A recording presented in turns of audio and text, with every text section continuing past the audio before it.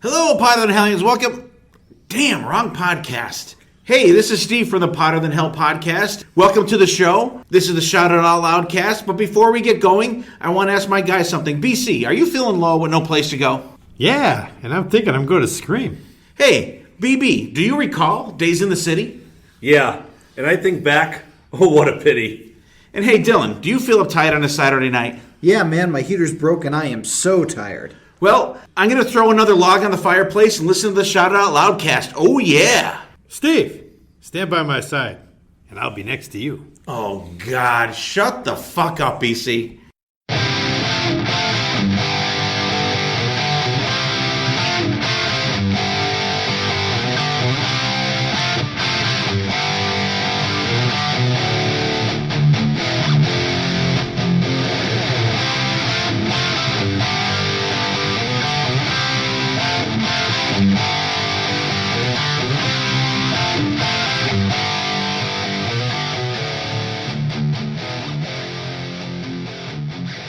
Greetings and salutations. Welcome to the Shout It Out Loudcast. Don't turn your radio dial. You're in the right place because it's time for another bonus episode. We're calling this one Pyromania. I want to touch you. Zeus and Sami. Sami started shaking his head. Who? What did you call him? Sami? This is he's getting Tommy and Sonny mixed up. I think he's mistaken you for some other Tommy on a different podcast. Oh, thanks. I appreciate that. How you guys doing? Oh, we're doing great. Oh, fucking great. There, Tawny. It's like Brangelina. Yeah, I'm Sami, you're Tawny. Yeah, now you both are gonna fuck me up. Awesome over here. Another great entrance there for music from our good friend Tony. Thank you again, Tony from Restrained. Make sure you guys pick up his music. He's out there on social media. And we met Tony. I almost did it. Tony. We met Tony through Sonny, who I think you guys go way back, right? Yeah, 87. Yeah. Wow. We go way back. Way back. Yeah, we used to work together. Well, I worked. I don't know what he did. Well, yeah, we thank Tony for that intro. That's a killer riff he wrote for us. And maybe someday we'll have to come on. We'll have to have Tony come on here and talk some shit with us. So, but we appreciate that, Tony. Absolutely. So I was thinking from the last episode, I don't like peas in my Joey quesadillas, but I do like peas in my rigatoni. What's wrong with peas and rigatoni? Let's say once again, coming from somebody that's not Italian. Here we go. We're going to revisit the Paul Stanley menu. Yeah. Did somebody bring up Joey Casada?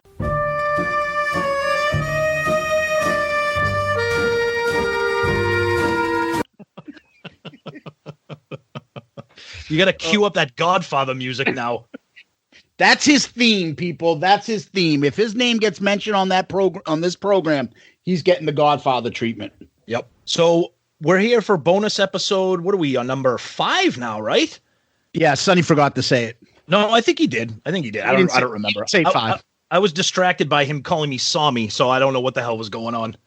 But we're back here with bonus episode number 5, and this one is Pyromania. We kind of veered away from the polarizing effects of our previous bonus episode, which was Soundgarden Super Unknown. Oh, we did? Nobody told me. Here we go. Here it comes. This is polarizing. Pyromania is polarizing, Tom. Dude, if Pyromania is about as polarizing as friggin' chocolate cake, but once again, you throw Sonny on here, and he's going to shit on Pyromania. Chocolate cake. Thumbs down.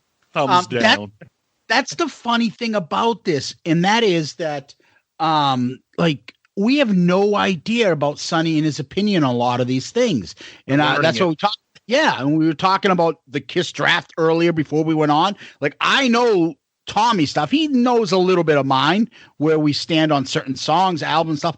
With Sonny, when we said, let's do Pyromania. So remember, we're going in like kind of like a circular motion here of how to pick these albums. This one stems back to the beginning where we picked the first one, all of us together, Guns N' Roses' Appetite for Destruction. So we want to do a kind of a popular album that all three of us could be like, okay, everybody knows this one. And we decided on Pyromania. I don't want to say who the runner-up was because we'll probably do it. And so Pyromania came on. But before we get into Pyromania, let's talk a little bit about the previous episode, but also anything else going on in rock. Did anybody see the concert that was live since our last episode? You know, with the Stones and Paul McCartney and nobody watched it, that one live concert there? I didn't see it. One thing that I did, I missed it when it was actually on, but I caught, like everybody else, I caught some stuff on social media. Was I know me and Sonny are huge fans of Prince, and they did that Prince anniversary like tribute concert. I'm not sure if Sonny saw any of that. Had a lot of different acts from, the Foo Fighters to all different people. I love Prince, and I love a lot of those bands that were doing it, so that was a cool thing to see. The Rolling Stones thing, I didn't catch that. And we posted something on our social media how a lot of these bands are making, previous things, they're putting them on YouTube or their social media, and we keep bringing up the same thing about why the hell isn't Kiss doing anything like that?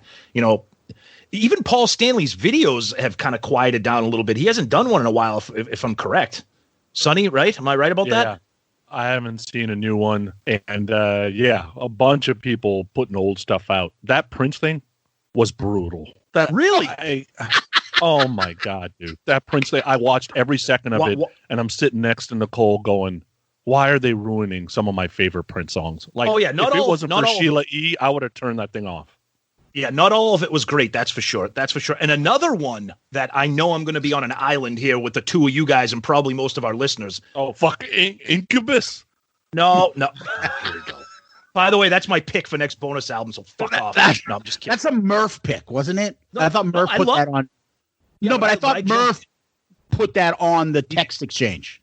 He did. Okay. He did. But look, I'm on record as saying, I know you two are going to roll your eyes and laugh at me, but this just happened today. I'm a fan of new music. I'm a fan of people like Post Malone. Post Malone did a live live stream with, I think it was Travis Barker from Blink-182. I'm not 100% sure, but he did a live thing of Nirvana covers. And I know that your instinct is going to be, if you haven't seen it, to say, oh, that sucks. It was really good. He can sing. He can play. He has a rock sensibility about him. Anybody that pays attention to Post Malone, his newest album, he did a song with Ozzy. That was really cool. I urge you to check it out just for the entertainment value of it. It's on there somewhere.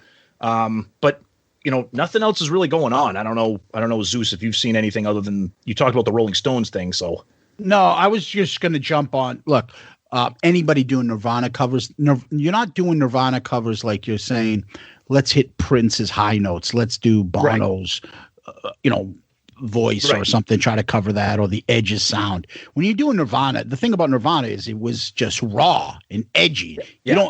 And his vocal style and singing was just out there and it's distinct. So you don't have to be, let me sing like, and if you try to sing like him, it's going to sound really fake and awful. Right. But if you got it with your own voice, there is melody and it is melodic. You got to find it in Nirvana songs. And if you can do it and sing it well, good. I don't know Post Malone from fucking Karl Malone. I don't listen to anything past the 90s. And you know that, Tom. No, so I don't fucking know. But I'll probably check it out to hear it. I know it was on social media. Yep. Again, I don't, I'm not into the new shit. And but I will check it out and hear how it sounds. So I'm not rolling my eyes, but the guy over there to the left had his arms folded when you were telling the story. I don't know Post Malone from fucking Moses Malone, but I can tell you because Tommy likes him. I ain't listening to that shit. Oh, my God. Do you remember when Larry Bird told Moses Malone to eat shit? Is that after Moses broke the backboard or something, or what happened? It was after the 81 Celtics won the championship, and it was the first championship in a while in Boston. And he was at City Hall, and someone let the French the hick from French Lick gave him a microphone, and he started swearing on TV. We gotta come up with a nickname for Pooney, like Thumbs Down Pooney or something, because it just I'm already nervous about our next bonus episode, because like Zeus said, we try to do a rotation where every fourth episode we try to pick a group agreement where it's like a popular episode album, generally speaking, and then we take turns. Sonny will pick one, Zeus, then me. So I think I'm next, but I'm already dreading Sonny's pick, because I have a feeling it's going to be Y&T live in Australia. I'm gonna be like, oh fuck. I'll give it a chance. I wouldn't do that to you. Pretty Boy Floyd Kiss covers. That's what we're going to do instead. Actually, you got me into Y&T, so I'll give you kudos for that. I didn't really know too much about Y&T, so I would do a Y&T album if that's what you picked. Yeah. So, we had a lot of feedback on our previous episode about, whether Soundgarden was the type of music our listeners wanted to hear. We got some good feedback. We got some, this is trash, just like Sonny Pooney said, It was interesting, guys. We are going to do that. Look, Tom's into jazz. I don't know what other types of music Sonny likes. I know he does like a lot of ballads and some Prince music. I like country music. We're going to try to not veer too far off from a hard rock. We might, though. We have that option. You want to listen to it, listen to it. You don't.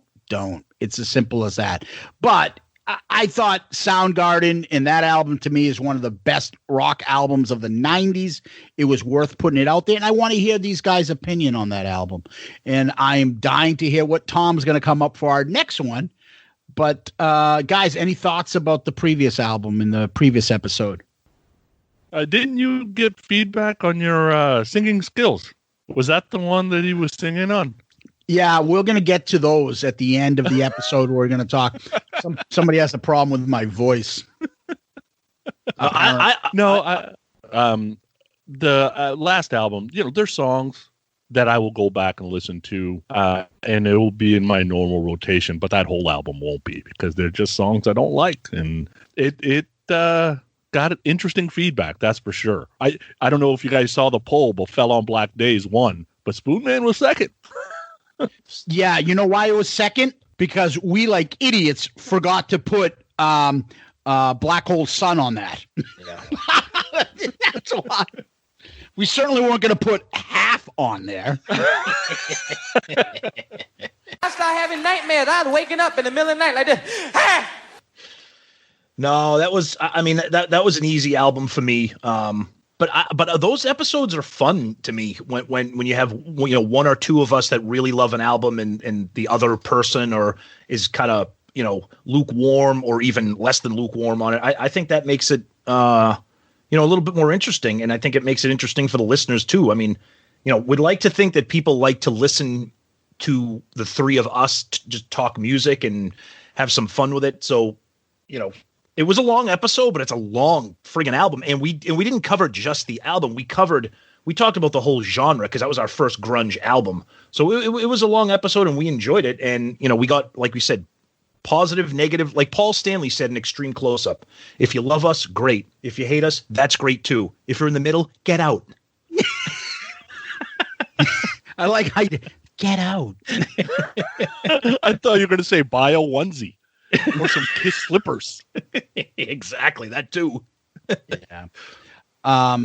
But before we get started, someone in this room is feeling a little bit what you call their horny. Do I make you horny, baby? Do I? Free stuff is awesome, but free stuff to spice up your bedroom is even better. Select almost any one item for 50% off, and then Adam and Eve loads on the free stuff. Enter promo code Loudcast at checkout and get 10 tantalizing free gifts. A sexy item for him, a special gift for her, and a third item we'll both enjoy.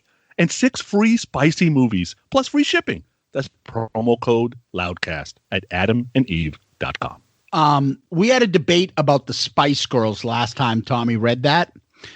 So Lord. you get 6 spicy movies. Do you have a favorite Spice Girl, Sonny? Curious. No, because they all look like men. I'm a Pussycat Dolls guy. They look like men. Eminem wants to do men. He should impregnate Nicole Scherzinger, not one of those. Oh, they look like men. The Spice Girls in the 90s look like men. Then if that's the case, then I was gay in the 90s. It's raining men.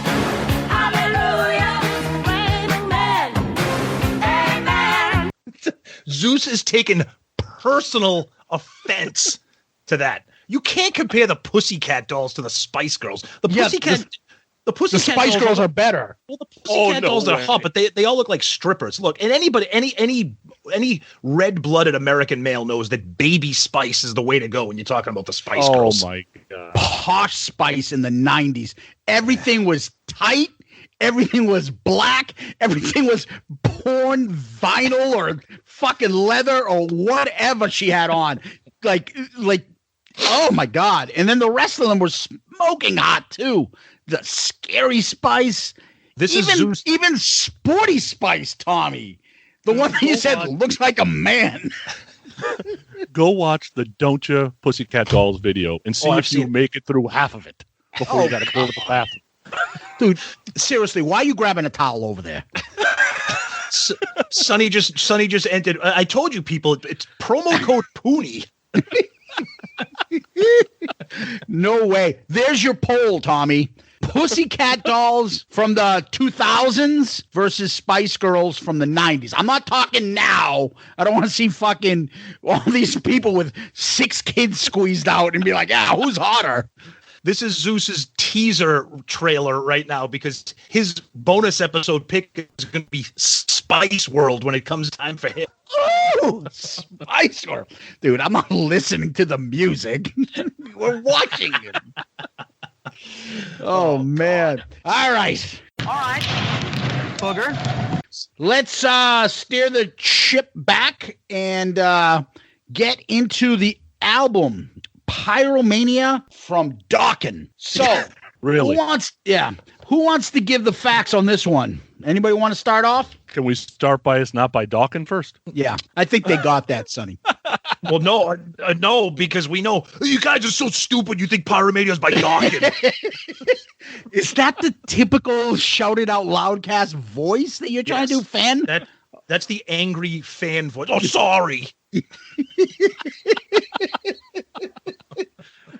All right, I'll get it started. So, as you guys know, I'm coming into music summer '84, MTV kid. So these videos were on constantly.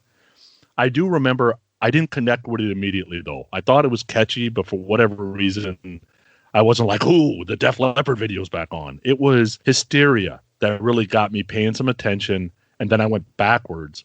So I didn't get this album probably till late '87, early '88. I saw him live for the first time in '87. Tesla opened. We were in Sacramento, wall-to-wall women. It was in the round. We were in the pit, and got a story about that, too. We got all the way to the front because we haven't actually, you guys and me haven't actually met.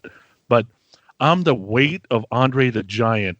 I like to eat, but I don't eat like I used to. Before, I used to eat a lot, but now I just try to be on diet and try to lose some weight. I used to weigh 560 pounds. 560 pounds? Yeah, it was a little bit too much. Now I'm down to 480 pounds. Just 480 and you're 7'4"? Yes. At what stage? But I love to eat. And the temperament and a height and maybe even the mannerism of a brown Matlock.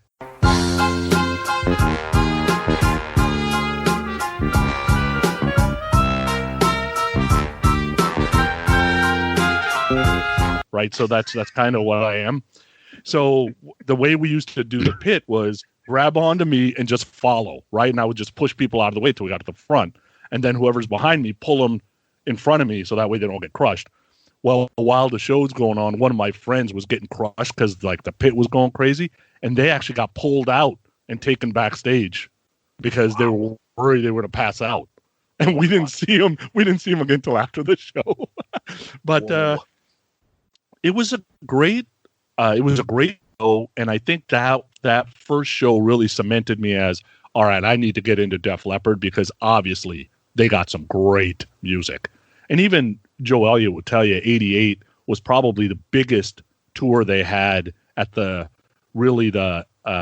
beginning of their popularity, most likely, and peaked their popularity at Hysteria, and then probably came down at the next album. So even though this thing's a Diamond album, I don't think it was a Diamond. It wasn't headed for Diamond until Hysteria came out. Right. Yep. Correct. So for me, this album is very, very, very special, influential, and nostalgic for me. Other than Kiss, this album probably means the most to me as a music fan. My earliest memories of falling in love with rock music, other than Kiss, I always have that caveat, is Def Leppard in this album.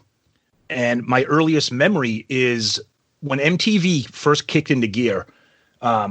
They played a lot of the High and Dry videos, and at that time, those videos were like the live videos, because nobody had money. They would record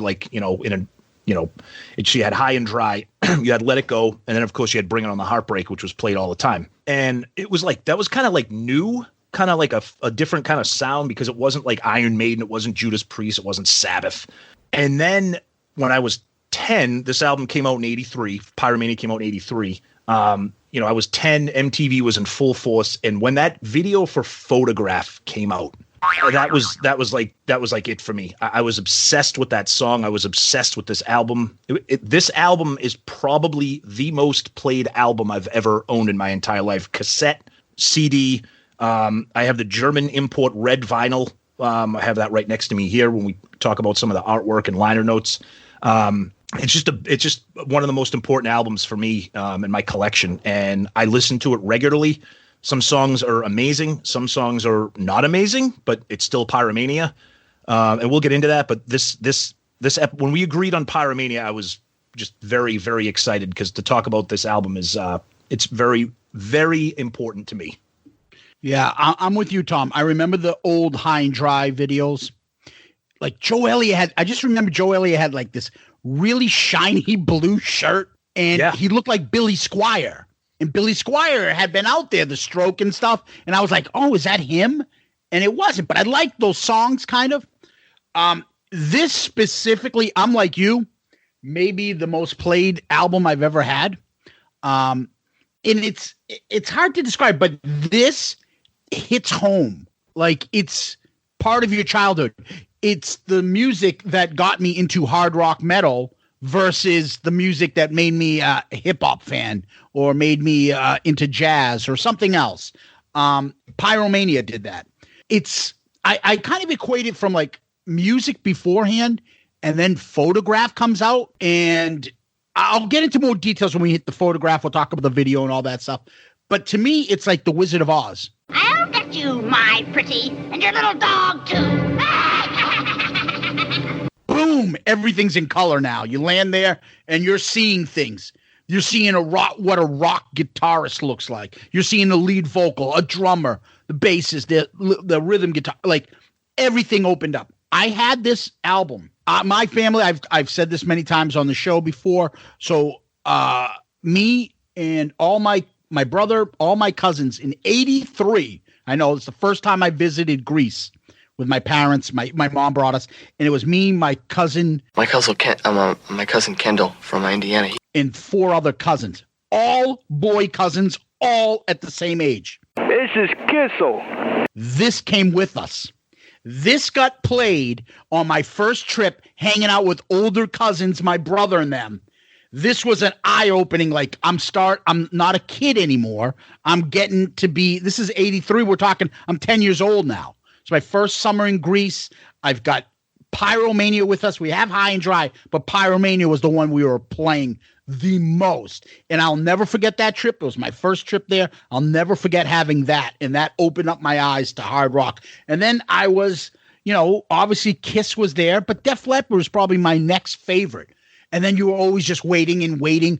When's this other album coming out? When's this other album going to come out? And then you're waiting, and then they released High and Dry again. with Me and My Wine, and then you're like, okay, when's the next one coming out? And there was that hunger for Pyromania, and then a whole new wave of metal acts, hard rock, soft metal, whatever you want to call it, glam metal came in between, and then obviously they regained the throne with Hysteria. But Pyromania, for me, established what I felt, and I think a lot of people felt, was what that whole era of hard rock and metal music.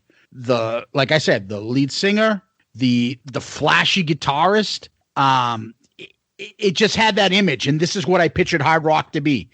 Everything from that album was just the hooks, the melody. Like hard rock can be melodic. I loved like the Kiss albums. I loved around this time I got into some. I'm thinking myself personally, Ozzy's like Bark at the Moon had been out, Blizzard of Oz, and all those stuff. Like that's the kind of music I was getting into, but nothing was as catchy because the other band I was into back then, Tom, and this is a pop band. Duran Duran, remember them? Of course. So that was big back then. So they were the link between Ozzy, Kiss, and Duran Duran, right in the middle. Like it can be poppy, but hard rock. And to me, that music and that style and everything got copied afterwards. Now somebody can point out to me, no, fucking Kip Winger had an album out in 1982 before that. But to me, Pyromania set the standard, which got copied and created. I think Quiet Riot had come out too, but I didn't really like them. I liked Def Leppard and Pyromania more, and that to me established my love for hard rock and music. So it's got a special place for me. Special what? Yeah, I totally agree with what you're saying. And when we're talking about this particular album, for me, I think this album, and you kind of hinted at it, Zeus, this album is like a mile marker in the history of rock music. There is before Pyromania, there is after Pyromania. What the hell am I looking at? When does this happen in the movie? Now. You're looking at now, sir. Everything that happens now is happening now. What happened to then? We passed then. When? Just now. We're at now. Go back to then. When? Now. Now? Now. I can't. Why? We missed it. When? Just now. When will then be now? Soon. Because at this time, this came out at the beginning of 83. It came out in January of 83. There was Too Fast for Love had already come out.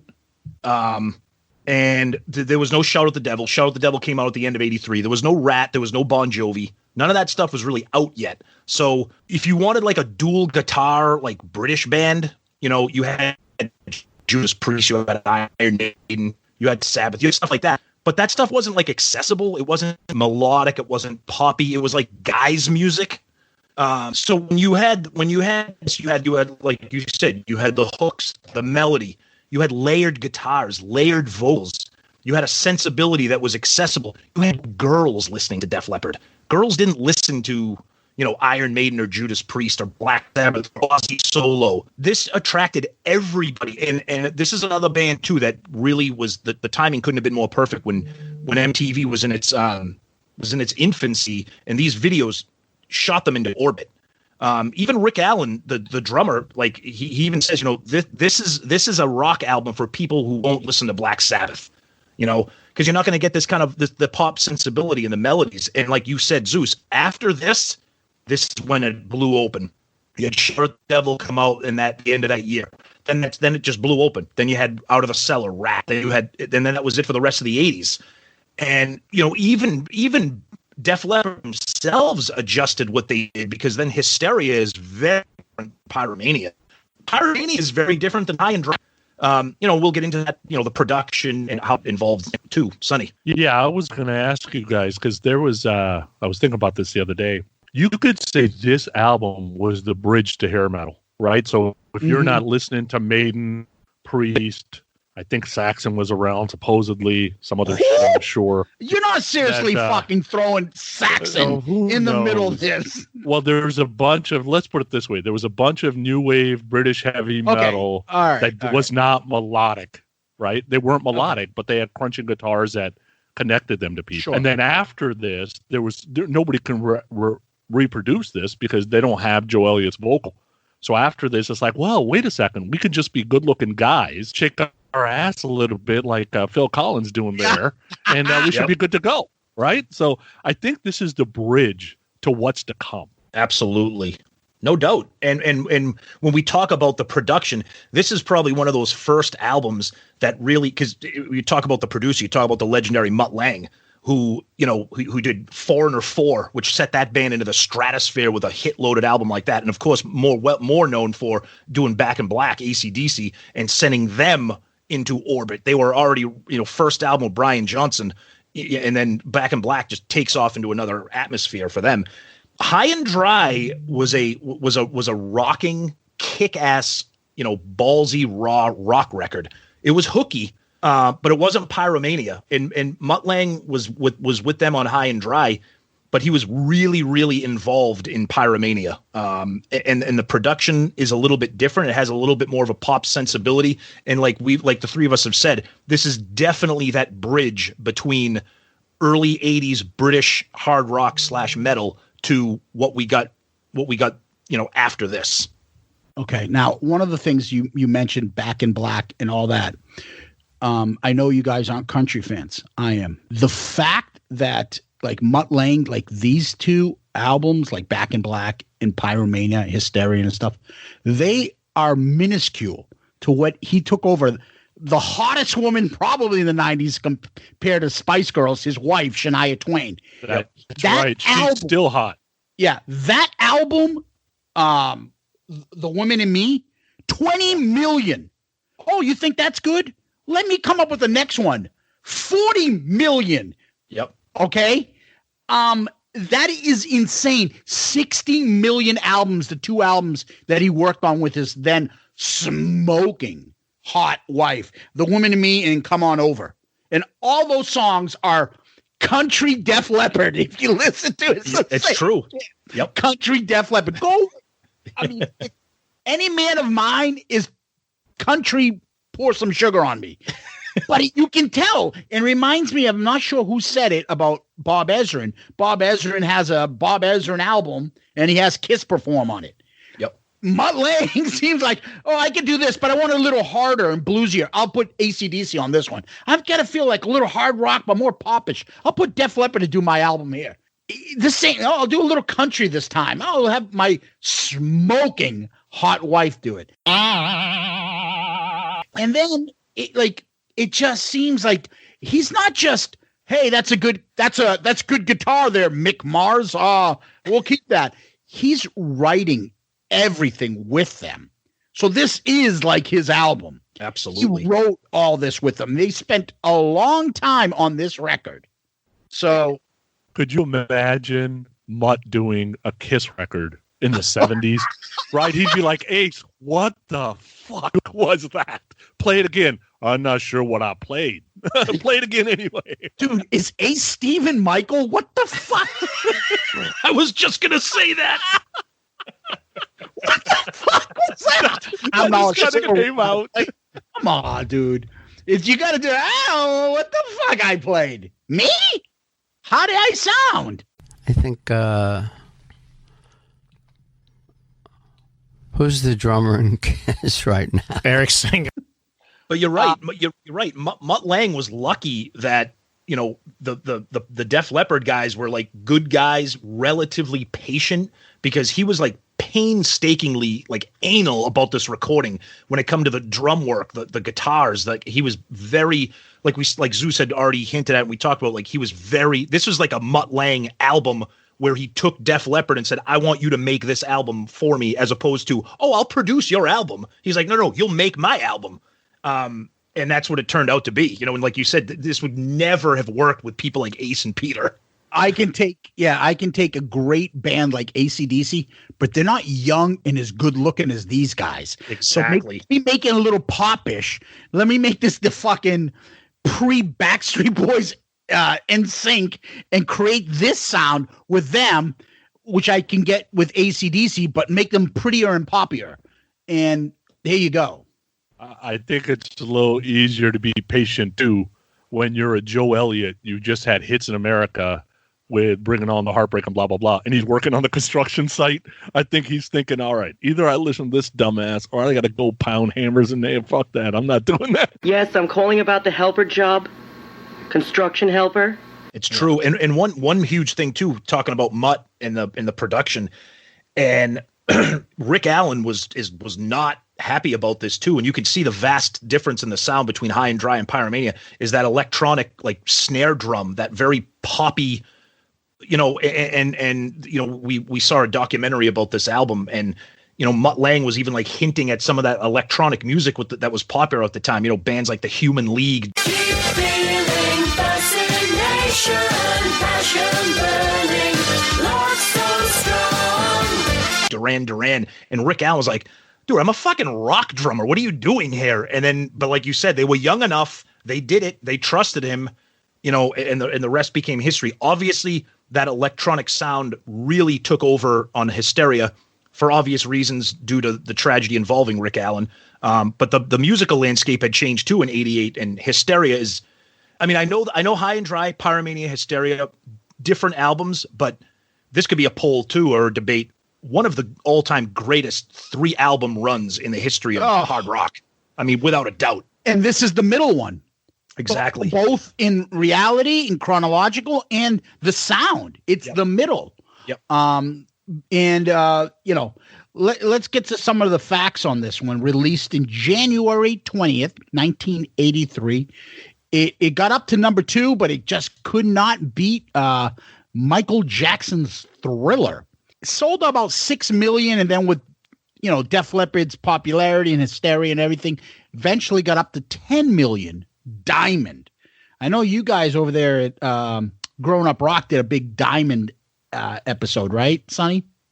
Yeah, we talked about all the rock Diamond albums there are out there, and there's quite a few. You'd be surprised some of the ones that made it to Diamond, to be honest with you, if you go look at the list. But yeah, there's several. I have several on that Diamond list that were not Diamond when they came out, but became Diamond later after the next album took them to the Stratosphere. And this is one of those. Yeah. So the album, comes out in '83, produced by Mutt Lange. So we usually talk about the album covers before we really get into the songs. Guys, thoughts about the cover? Yeah. So, I mean, it's an absolutely iconic album cover. Everybody knows it. You can see it from far away. I'm holding the vinyl in front of me, so I have a nice big bright copy of the artwork. It's got that scope with the building on fire, the smoke billowing out of it. And it's interesting too, because when you look at the building, the front of the building looks like a regular, skyscraper. But if you look to the side of it, the side part of the building, the left side, it looks like it's like some kind of computer technology type thing. Kind of looks a little comic booky. Yeah, you got comic books? Yeah. Yeah, well, where are they? What are they, funny? And I think, Sonny, you had some information on that as well, maybe about that album cover. Excuse me. Yeah, Andy Airfix did this cover, and he's mostly a graphic designer, so I guess they found him because he did the Dead or Alive cover. I didn't know that was an iconic cover, and the Thomas Thompson Twins cover. So they wanted something that was a bit futuristic, but had some punch to it. So Andy, like I said, is a graphic designer. So he hires an artist. He draws up something and says, hey, go make this into something.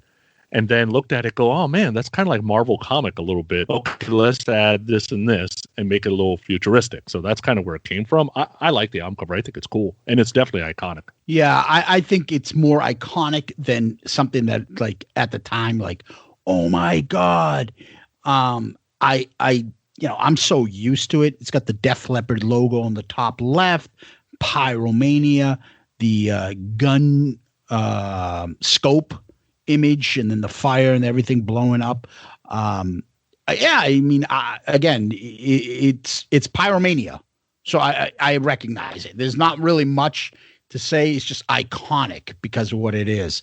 And I'm not really sure about, now that I'm thinking about, the band does not usually appear on their albums, at least not the first 5 that I can think of off the top of my head. It's always some sort of an image. Albums 3, 4, and 5 are one-word titles. And I think then you get into how did the name come from? And Sonny, you had something on that. So the name, there's an engineer. They had an engineer, and the guy's name is Craig Thompson, I think, right? Yep, Craig Thompson. So I got to go back. So they're trying to get this certain sound out of their Marshalls. Obviously, Mutt's being a pain in the ass. By the way, if Mutt was running this podcast, we'd never fucking get done. But anyway, so he's being a pain in the ass. They can't get the right sound out of it. And somebody says, "Oh man, we should just go burn these Marshalls." And the engineers probably took it personally and said, "You guys are a bunch of pyromaniacs," and that's kind of where it came from. Yeah, and you got to love those stories because whenever, as a fan, you're like, "Oh, Pyromania! Oh, it must be like such a creative, thought-provoking album title." And meanwhile, it's just a friggin', lucky conversation that they had with a guy that overheard them wanting to burn their shit. It's just funny how that stuff happens. Yeah, we're so used to doing like episodes about like creative titles like Lick It Up. I don't think there's a long story for the creation of that title. But let's talk about the back album cover.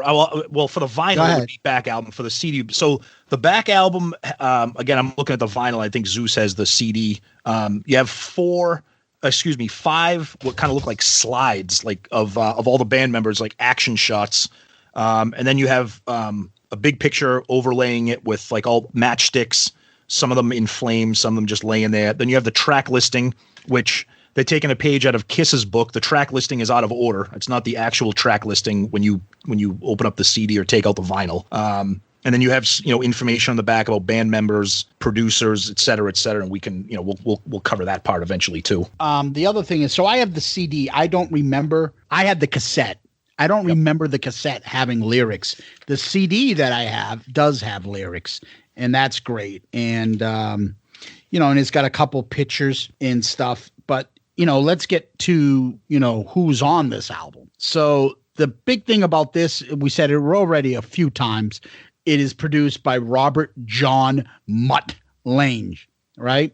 At the time, the band was still Joe Elliott, Steve Clark, Rick Savage, Rick Allen, and Pete Willis. And Pete Willis did all the guitar backing, was a rhythm guitar on the whole album. And then because the little shit was too much of a drunk, apparently, and he was, messing up in the studio, not just on the road, they decided to give him the heave-ho. And apparently then Mutt Lange brought in Phil Collin and said, "Hey, here's a solo. Can you try it?" And he took it in one take. And they're like, "Yeah, this guy should be your guitarist." And he jumped in. He did the lead guitar on a bunch of the tracks. And we'll go over which ones he did versus Steve Clark. And he added backing tracks on all the songs as well. Thoughts on the band in itself? Yeah, it's too bad what happened with Pete Willis because the guy was he was a great guitar. I mean, anybody that's listened to High and Dry knows his ability to contribute to the band. But like Zeus said, I think the story was he showed up at the studio to try to record a solo for Stage Fright, and he was so shit-faced. Yeah, I'd like to straighten out this funny little drinking problem I got. That he just couldn't even get it done. And, Mutt Lange pretty much sent him home, and that was it. You never heard from him again, and that's too bad because the guy was a talented guy, just a troubled guy. But you bring in somebody like Phil Collin, and Phil Collin just has just propelled that band. And I think the solo that he kind of tried out for, I think it was the solo from Photograph, which ended up being the solo they used on the album, which is an iconic solo, and we'll talk about that too, Sonny. Yeah, I have a conspiracy theory. I said this. I think Mutt said, "Phil, take your shirt off, put these white pants on, and turn around. All right, you're in." I think that's what happened. Yeah, and then he said, "Don't ever put your shirt on ever again on stage again, even when you're 63." Yeah, exactly. He looks great, though. Give him credit. God bless the guy. I am an attractive person. And you over there, Frodo. You get the fuck out of the band. Everybody else is a good-looking guy, and then you have this fucking ugly little hobbit with sausage fingers. Yes, he happens to be a dwarf, or midget. I don't know what he's called exactly, but he's a little guy. Little Billy Barty, God rest. But thin fingers, not the fat sausage fingers. Like, you got to go. So they boot his ass out. They booted him across the barn. And then my horsey, when he got scared, he booted me across the barn because he was angry with the birds. And then, they became the iconic, good-looking Def Leppard band, right? The other thing is they added some extra players on this album. Amongst them, which I did not know, was who, Tommy, playing keyboards uncredited under his real name? Science! The one and only the one and only Thomas Dolby, listed as Booker T. Boffin in the album. Not to confuse with Booker T, the five-time WCW champion. Can you dig it, sucker?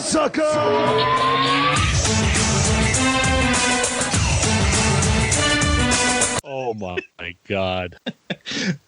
Who doesn't love She Blinded Me with Science? Come on. I'll be honest, I didn't know that either until we was looking into this. In between, and he took time in between of calling Red Sox championship games and football games to come in and play keyboards here, right? I'm Thomas Dolby. I'm Joe Buck. Back to folk. Red Sox fans have longed to hear it. The Boston Red Sox are world champions. Joe Buck is Thomas Dolby. And every time he would call a game and me and Tom would be there, either a playoff game or a baseball game, we'd always go, Science! So I bet stupid. Joe loved that. Fucking so stupid. God. But anyways, yes, the Booker T, the wrestler, Boffin, Joe Buck, played keyboards, uncredited and synth. I guess you would call him in to play on a lot of Robert Mutt Lange albums. Backing vocals from the Leopardettes. Yeah, what is that? Probably some goddamn good-looking women. Yeah, exactly. The Leopardettes. And it's funny, too. We talked about it. So, and it says Joe Elliott, Steve Steeman Clark, Phil Collin, Rick Savage, Rick Allen, and then guitar backing tracks on all songs, Pete Willis. Now, backing tracks, that's not, is Stewart going to get upset if he finds out? Are these the backing tracks that Eddie Trunk rails against, or is this approved? But he's not going to get upset about the harmonizer they use for the backing vocals? Exactly. Like, Stewart doesn't have a problem with that? No, because Def Leppard is his buddies. How many layers of vocal tracks do they use? Never mind when they get to Hysteria, off the charts that is, right? But even on Pyromania, that's the one common theme. And I'll get into it. The common theme we talked about last episode, Soundgarden, was, Cornell's vocals. Joe Elliott's vocals are fantastic. Fantastic. A towel? The dual guitars, fantastic. Drumming, great. Bass, nice couple bass lines in there. But, the one thing that I feel like sticks out to me is this becomes the blueprint, I feel, for rock music going forward. And that is the two guitars, good-looking guys, catchy as fuck choruses, vocal harmonies that these guys do is unmatched in rock. I've talked to you about this. The only one I can think of that does it as good is Van Halen, where the chorus background the band can do. But these guys, from every song down, every one of their vocal harmonies are off the charts. Impeccable. And that's Mutt Lange in the studio. In the studio is kind of played live as well because they sound just as good live. And it's not them doing that live. But it's just, in the way the guitar comes in, the solo on every one of these songs, it's like, Elliott sets it up going straight to my head and then points and then boom. Then there goes Phil Collin. And it's a, whammy bar, right? All these things that I think of when you think of hair metal, and that's a topic later, whether this is hair metal, but all these things in that picture, him dropping to his knee and playing guitar in the videos, it's all like stemmed from this album and stemmed from these videos. And then that's the foundation that took over years and years to come. Yeah, I don't wanted to put something together that was going to be catchy and get a lot of audience. There's no doubt about that. He said all that. I don't think he realized that he basically, like we said before, took that Iron Maiden Judas Priest dual guitar attack with the incredible vocal and put it together with the Duran Duran melodies and good-looking guys, and didn't realize, oh my God, I got a fucking gold mine here, right? And, but that's what it became. Absolutely, yeah. Excuse me. And I think, looking at an album like Pyromania and a band like Def Leppard at this era, we talked about how it's kind of bridged, a lot of people from some of that hard rock dual guitar that wasn't really accessible. It's almost like Kiss at their peak got a lot of kids or younger listeners into rock and roll music, the stage presence, the guitars, the harmonies, the melodies.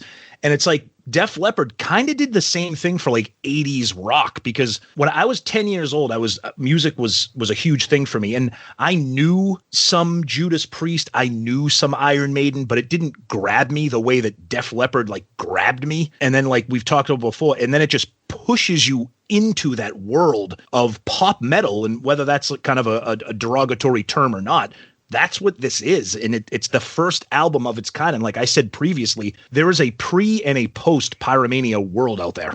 Yeah, you better hope in 1983 that Rob Halford did not grab you and push you, Tom. Because you would have some issues. Now, Not that there's anything wrong with that. take a look at Judas Priest. Like back then, You Got Another Thing Coming, very catchy song. You ain't taking Those Ugly Fucks and selling that to girls and bringing that mainstream as much. Song kicks ass. Judas Priest has got all the talent as Def Leppard, but they don't got that catchy pop sound. It's lightning in a bottle. He found the good-looking guys that have talent. That boy's got talent. So, and the same thing with like Duran Duran, and those guys actually were good-looking guys, but they had some talent and they had some charisma. Def Leppard has charisma, likable guys, cool as fuck. Guys like them. Chicks wanted to bang them. Yep. And it was the perfect thing. Talented guys, catchy hooks, good looks. It worked. And, all of a sudden you got the start of something different. And then everybody goes, hey, that's something different. Let's all do that. Grunge, the same thing when we did on our last episode, right?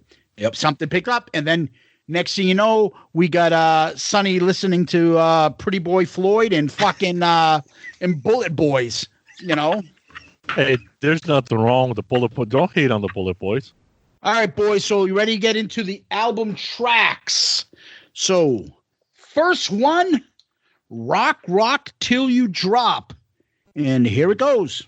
Okay, so I was listening to the song and looking at the album cover and realized there's an inordinate amount of exclamation points. Rock. Like maybe I guess they figured the title lacked enthusiasm. I don't know. So I love the riff! Exclamation point. The song is very anthemic! Exclamation point. And it's very AC/DC! Exclamation point. And stupid Joe Buck Thomas Dolby's in it! Exclamation point. So what? So no, what, just you could tell immediately that the production is just awesome. Oh yeah. So what we're gonna need to do here now is Zeus is gonna have to drop in the bit of Elaine using too many exclamation points. You should learn to use them. Like the way I'm talking right now, I would put exclamation points at the ends of all of these sentences. On this one and on that one. Okay. But no, it's a killer opener. It's you're in for a fun ride with an album that opens up like this. And the song, the main riff in the intro section of this song, it was taken from an old 1980 song called Medicine Man. This was a track that Def Leppard performed live on much of their On Through the Night tour, their first album back in 1980. So they kind of reconfigured some of it for this. And it's a, catchy chorus, killer verses, just good stuff. Yeah. So written by Mutt, Steve Clark, Rick Savage, Joe Elliott. One of the things we talked about on this album was if you look certain parts, it does say who wrote the song, but then it'll say songwriters and it'll list the whole band in Mutt Lange throughout this whole album. So there's two conflicting things. I'm assuming they're meaning the songwriter wrote the song and the lyrics, or a portion of it. So songwriters throughout the whole album are the Five and Mutt Lange. And the Five includes Little Boy there, the Hobbit there. Pete Willis. Yeah, and not Phil Collin. Yep. And Mutt Lange, obviously. This one has, and they alternate in the band. So the Hobbit plays rhythm guitar throughout the whole album, but Steve Clark and Phil Collin switch who does lead guitar. On this one, Phil Collin was the lead guitar, did the solo. I think this is a great way to start an album, and you'll see the running theme of every song has like a build-up. And it's a little bit of that Bob Ezrin, little sound effects, a little like not just play the fucking song and go. So, but it builds it up, and that intro is great, and then that riff takes off. Holy shit. And then Cinderella stole it and put it on Gypsy Road, in my opinion. What a great way to start an album. Very high and dry, I think. I think it matches. It would have fit on that album. And Sonny mentioned AC/DC. This is by far Joe Elliott's best Brian Johnson impression. Oh, yeah. He sounds just like him on this, more than any of. There's another one song that he sounds like him a little. This is the most that he sounds like him. Great harmonies, as Tom's talked about. The solo is great. The vocals are great. And if you noticed, all these solos are very melodic. You can hum them, you can sing them, very Ace Frehley. But again, like something we talked about before the album, like the quintessential, how does a rock, hair metal or hard rock song go in the 80s? There it is. The vocals, the melody, the chorus, leading into a great guitar solo, just long enough, and then right back into the chorus. It's fantastic. And I like the nice little bridge they got there. Rock, rock, give it to me. Yep. Don't ever stop. Like they do some of that stuff in there. Still singing. We're going to get more feedback. Yeah, they can go fuck themselves. And then in addition to that, I always wonder what he was saying at the end. And now I actually have the lyrics and I can run it. Too loud, man. Too loud. Yep, I like that. A little ironic humor there or something, or what is he talking about? I don't know, but that's kind of an interesting ending to a song. But overall, great, kick-ass way to start an album. Yep, absolutely. So let's move it along. And I think you guys have heard this next song. Pyromania got to number 2 because Michael Jackson was number 1. But this song only got to 12. Let me tell you what the 11 songs above it were. So 11 was De Commissar, 10 was Time by the Culture Club, 9 was My Love by Lionel Richie, then you got Jeopardy by the Greg Kihn Band, Solitaire by Laura, 6 was Little Red Corvette, 5 was Joe Buck, was She Blinded Me with Science. 4 was Overkill by Men at Work, 3 was Flashdance, 2 was Beat It, and 1 was Let's Dance by David Bowie. Like, you get to a point where you're just not going to top some of these iconic songs. I'm not sure all of those are, but you have to give it to Def Leppard that they competed, right? Because not really a lot of rock albums were competing. And, Quiet Riot gets this shit about Metal Health was the first number 1 album, blah, blah, blah. This technically should have been if they didn't have to compete with Thriller, right? Technically, These guys should have been. The Joel Elliott's vocal at this point, I mean, he's hitting notes women can't hit. I mean, there's no way he could have kept up what he was doing in 1983. There's no doubt about that. The video, I don't know if you noticed, but Rick's got the headset mic, so we already got Backstreet Boys happening. We got the Union Jack shirt. We got Phil Collin, like every time the camera's on, Phil Collin, for some reason, jumps into the camera angle. I don't know why that all is. And then something Zeus said before is you could have completely ruined this song by putting an Yngwie Malmsteen solo in, right? Like if Yngwie's doing this song, the song is shit. It never gets number 12 because you can't have a 2-minute solo in a song like this. But the solo is just enough to make it like a perfect 80s melodic rock song. There is no doubt about it. So Photograph is probably my all-time favorite song. And it's been that way since the first time. It's been that way since the first time I heard it when I was age 10. The video, the song, the chorus, the drums, the hook, the guitar solo, if I didn't already say that, it's just, I think this is the song that every band wanted to have. They saw what this video did for the song. The layered vocals, the harmonies, like Sonny said, a perfectly timed, catchy solo. And every band after this was like, oh my God, we have to have a photograph. We have to find a way to make this. We have to have this in our catalog. And then moving forward, all those 80s bands, they all had that one iconic song. It may not have been Photograph, but a lot of those bands had that one song that they could hang their hat on. And I think that's what everybody was striving for, especially in the MTV era. Number one favorite song and 10-year-old video. Did Marilyn Monroe take her top off and I miss it or something? Well, I did like Rick Allen's Union Jack shorts as he sit there spread eagle behind the drum kit. So maybe that had something to do with it. All right. So it went to number 12 on the charts. It was written by Mutt Lange, Steve Clark, Pete Willis, Rick Savage, and Joe Elliott. Poor drummer. Wasn't in there, Rick Allen. Phil Collins did the solo on this. The riff. It's that Shook Me All Night Long, same riff. Funny it's the same producer, right? Yep. That riff, it's just the same thing that got you talked about other people started doing that Photograph. So you mean like You Give Love a Bad Name or Heaven's on Fire, those type of songs with the drum, the guitar, the drum, the guitar, the video is iconic. So it had bigger lasting impact than most songs that Sonny had read off the top 11 songs. Think about the impact this one did. Marilyn Monroe, he must have had some sort of affinity for her and they put her in the video. The Union Jack became such a huge Def Leppard imagery in pop culture. Everybody was getting the Union Jack, just like, hey, relax. Don't do. The Union Jack was an 80s thing. Oh God, yeah. Yep. And then Sonny's favorite, the Spice Girls, brought it back, right? With the Union Jack. Good Lord. Yeah. Because they look like men. Yeah, perfect. Just like Joel. Yeah, because they look the same fucking hair. They didn't do their hair like either. A girl, and then they look like men. Okay. So, but you're right. And then Rick Allen in his Union Jack, tidy fucking little Tom Selleck Magnum PI shorts. Well, because I was wearing shorts. I used to wear little shorts on the job and whatnot. And that reminds me of the thing that I think it was you put up or your wife and on Facebook about these are the right length of shorts. And they were like the Magnum PI Larry Bird circa 86 shorts where like the balls are like, basically hanging out. That was me. I tagged my wife in it because she still watches Magnum because it's still on, and it's got him getting out of the Ferrari and he's got those nut huggers on, and they're barely shorts.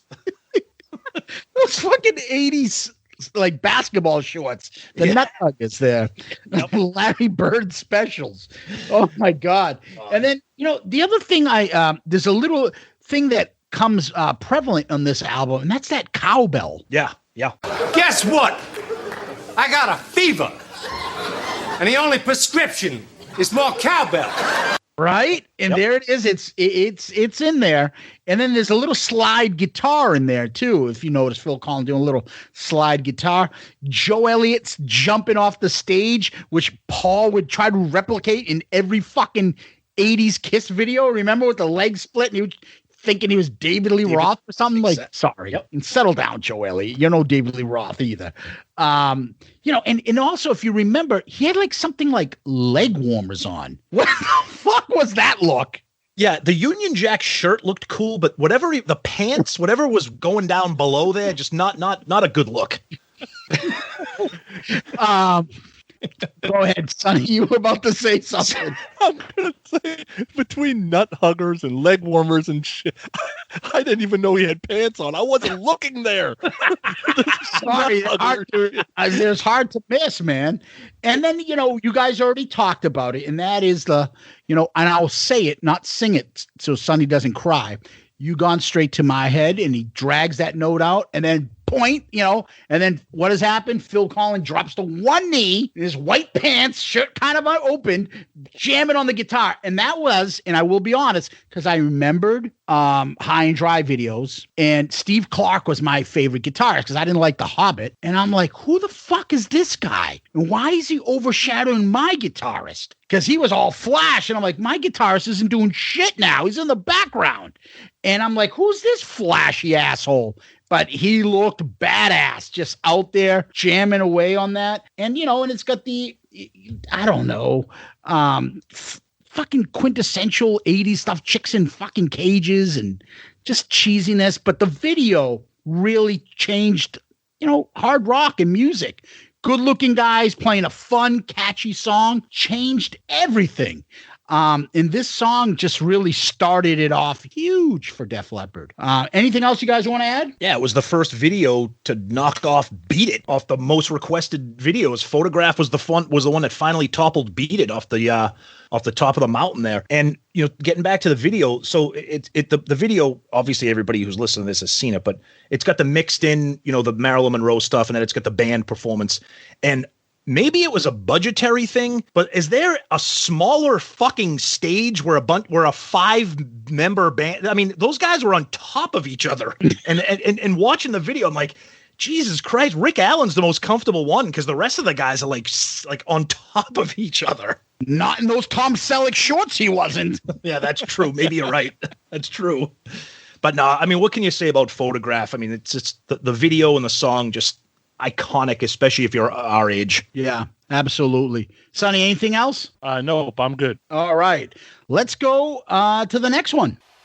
Stage Fright. So there's a couple of songs on this album that get lost because of the huge hits that are on this album. This is one of the ones to me. A great song, kind of, has that live recording feel, great riff. I'm not sure if the song's about groupies or if it's about a woman a little shy to get down. I'm not sure, but I can tell you one thing I'm sure about, because it's 1983 and this thing is written in 82. Kiss is coming off The Elder and going into Creatures. And Paul listens to this in 83 before Lick It Up comes out and goes, oh my God, I could have wrote this song. Like some of these lyrics, I'm sure Kiss is like, or Paul especially, is like, God!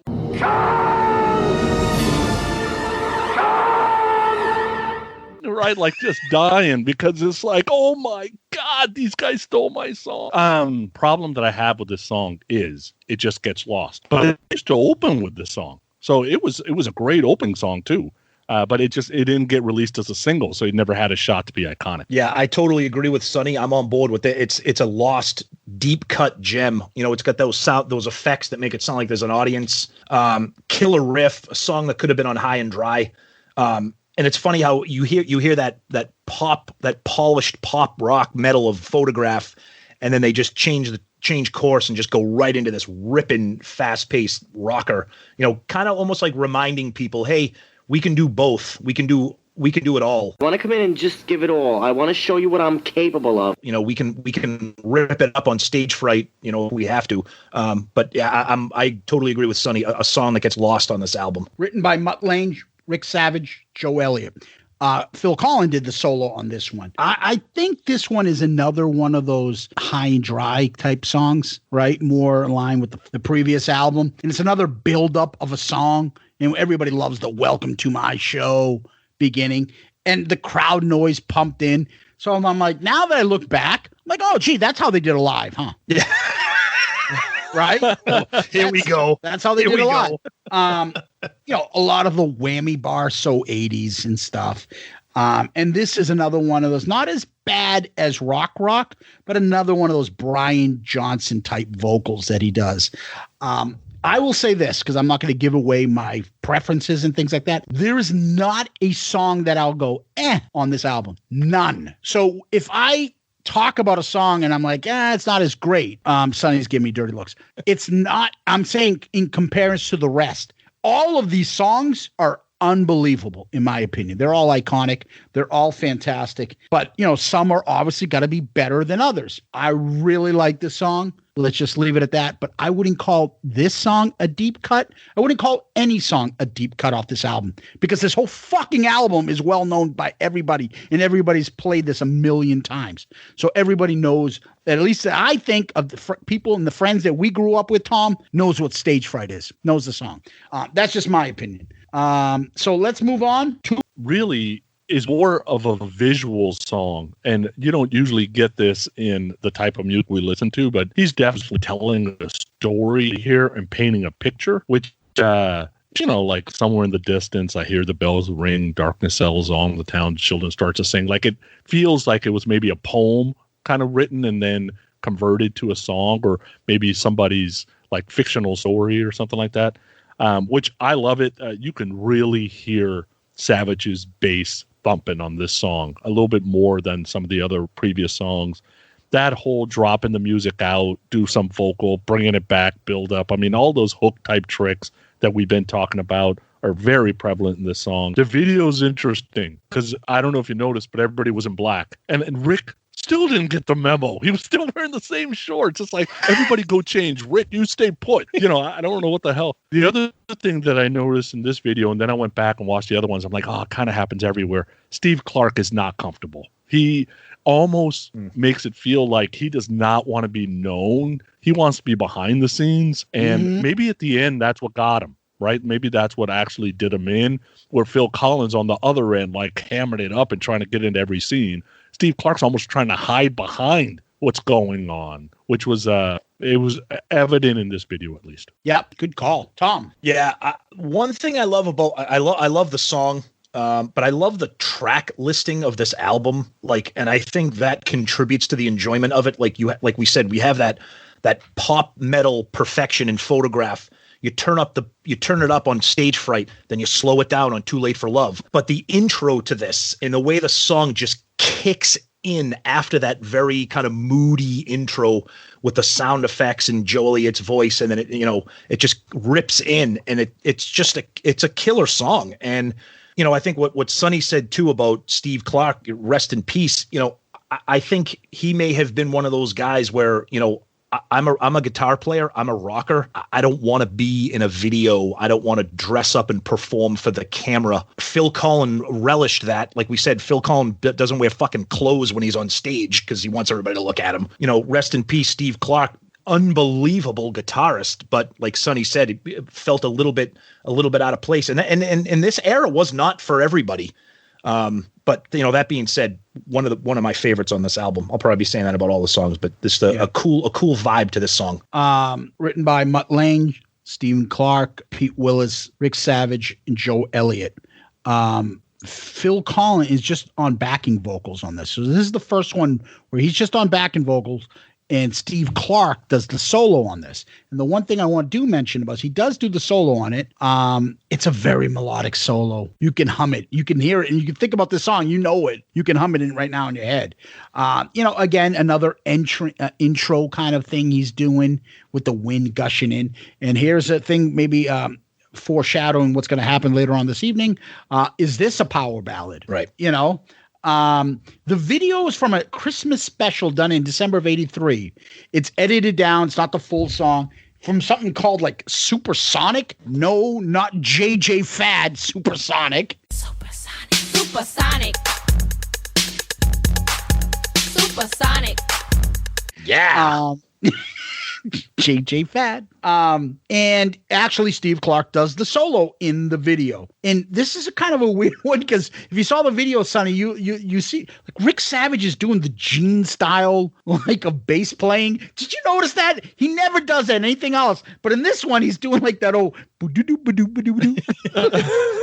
playing like the cello bass, upright bass. Like, yep. I love that. Like, and then I went biddly biddly biddly. Tommy knows exactly what I'm talking about. That fucking Dana Carvey TV show where Dana Carvey made fun of the Beatles. It's just legendary. Next thing you know, I went boodly baddly bibbly. People want to know about yesterday. It's no mystery, really. I was just doing my job, plunking on the plunker like that, I was strumming a little skiddly widdly, feeling a bit flu inside, rumbly mumbly down in there. I had a bit of a knocker block. I started with the flub dub dub and a tinker-a-wink woo-woo, and tip-tap-a-zibby-zab sang song, and there you have it, yesterday. But do you notice he does the Gene Simmons video thing? I just found it very, very quirky. Then the video stops where that extended guitar part comes in towards the end, that bridge. And if you watch the video as well, they also had those like Alive 2 type staircases If you notice the video, and it's kind of like up in the air. So I'm waiting for one of them to fall off that thing and break their fucking neck. And I fell down the stairs and my shoes fell off. And then the tour gets canceled. They never get as big. But then it comes down in the middle of the video, just like just like a Kiss concert would. And I just found the song it's just another great vocals, harmonies. Just fits the album well. And you're right, Tom. It does fit a pattern where just whoever picked the tracks and how they go on this album did an excellent job. Yep. And it continues on the next song. So let's hear the next one. Watch a lot of Joe Elliott interviews or listen to a lot of stuff about Joe Elliott. He can't shut up about Mott the Hoople. I don't know why. I've never been a big Mott the Hoople guy, right? But he's an Ian Hunter fan, obviously.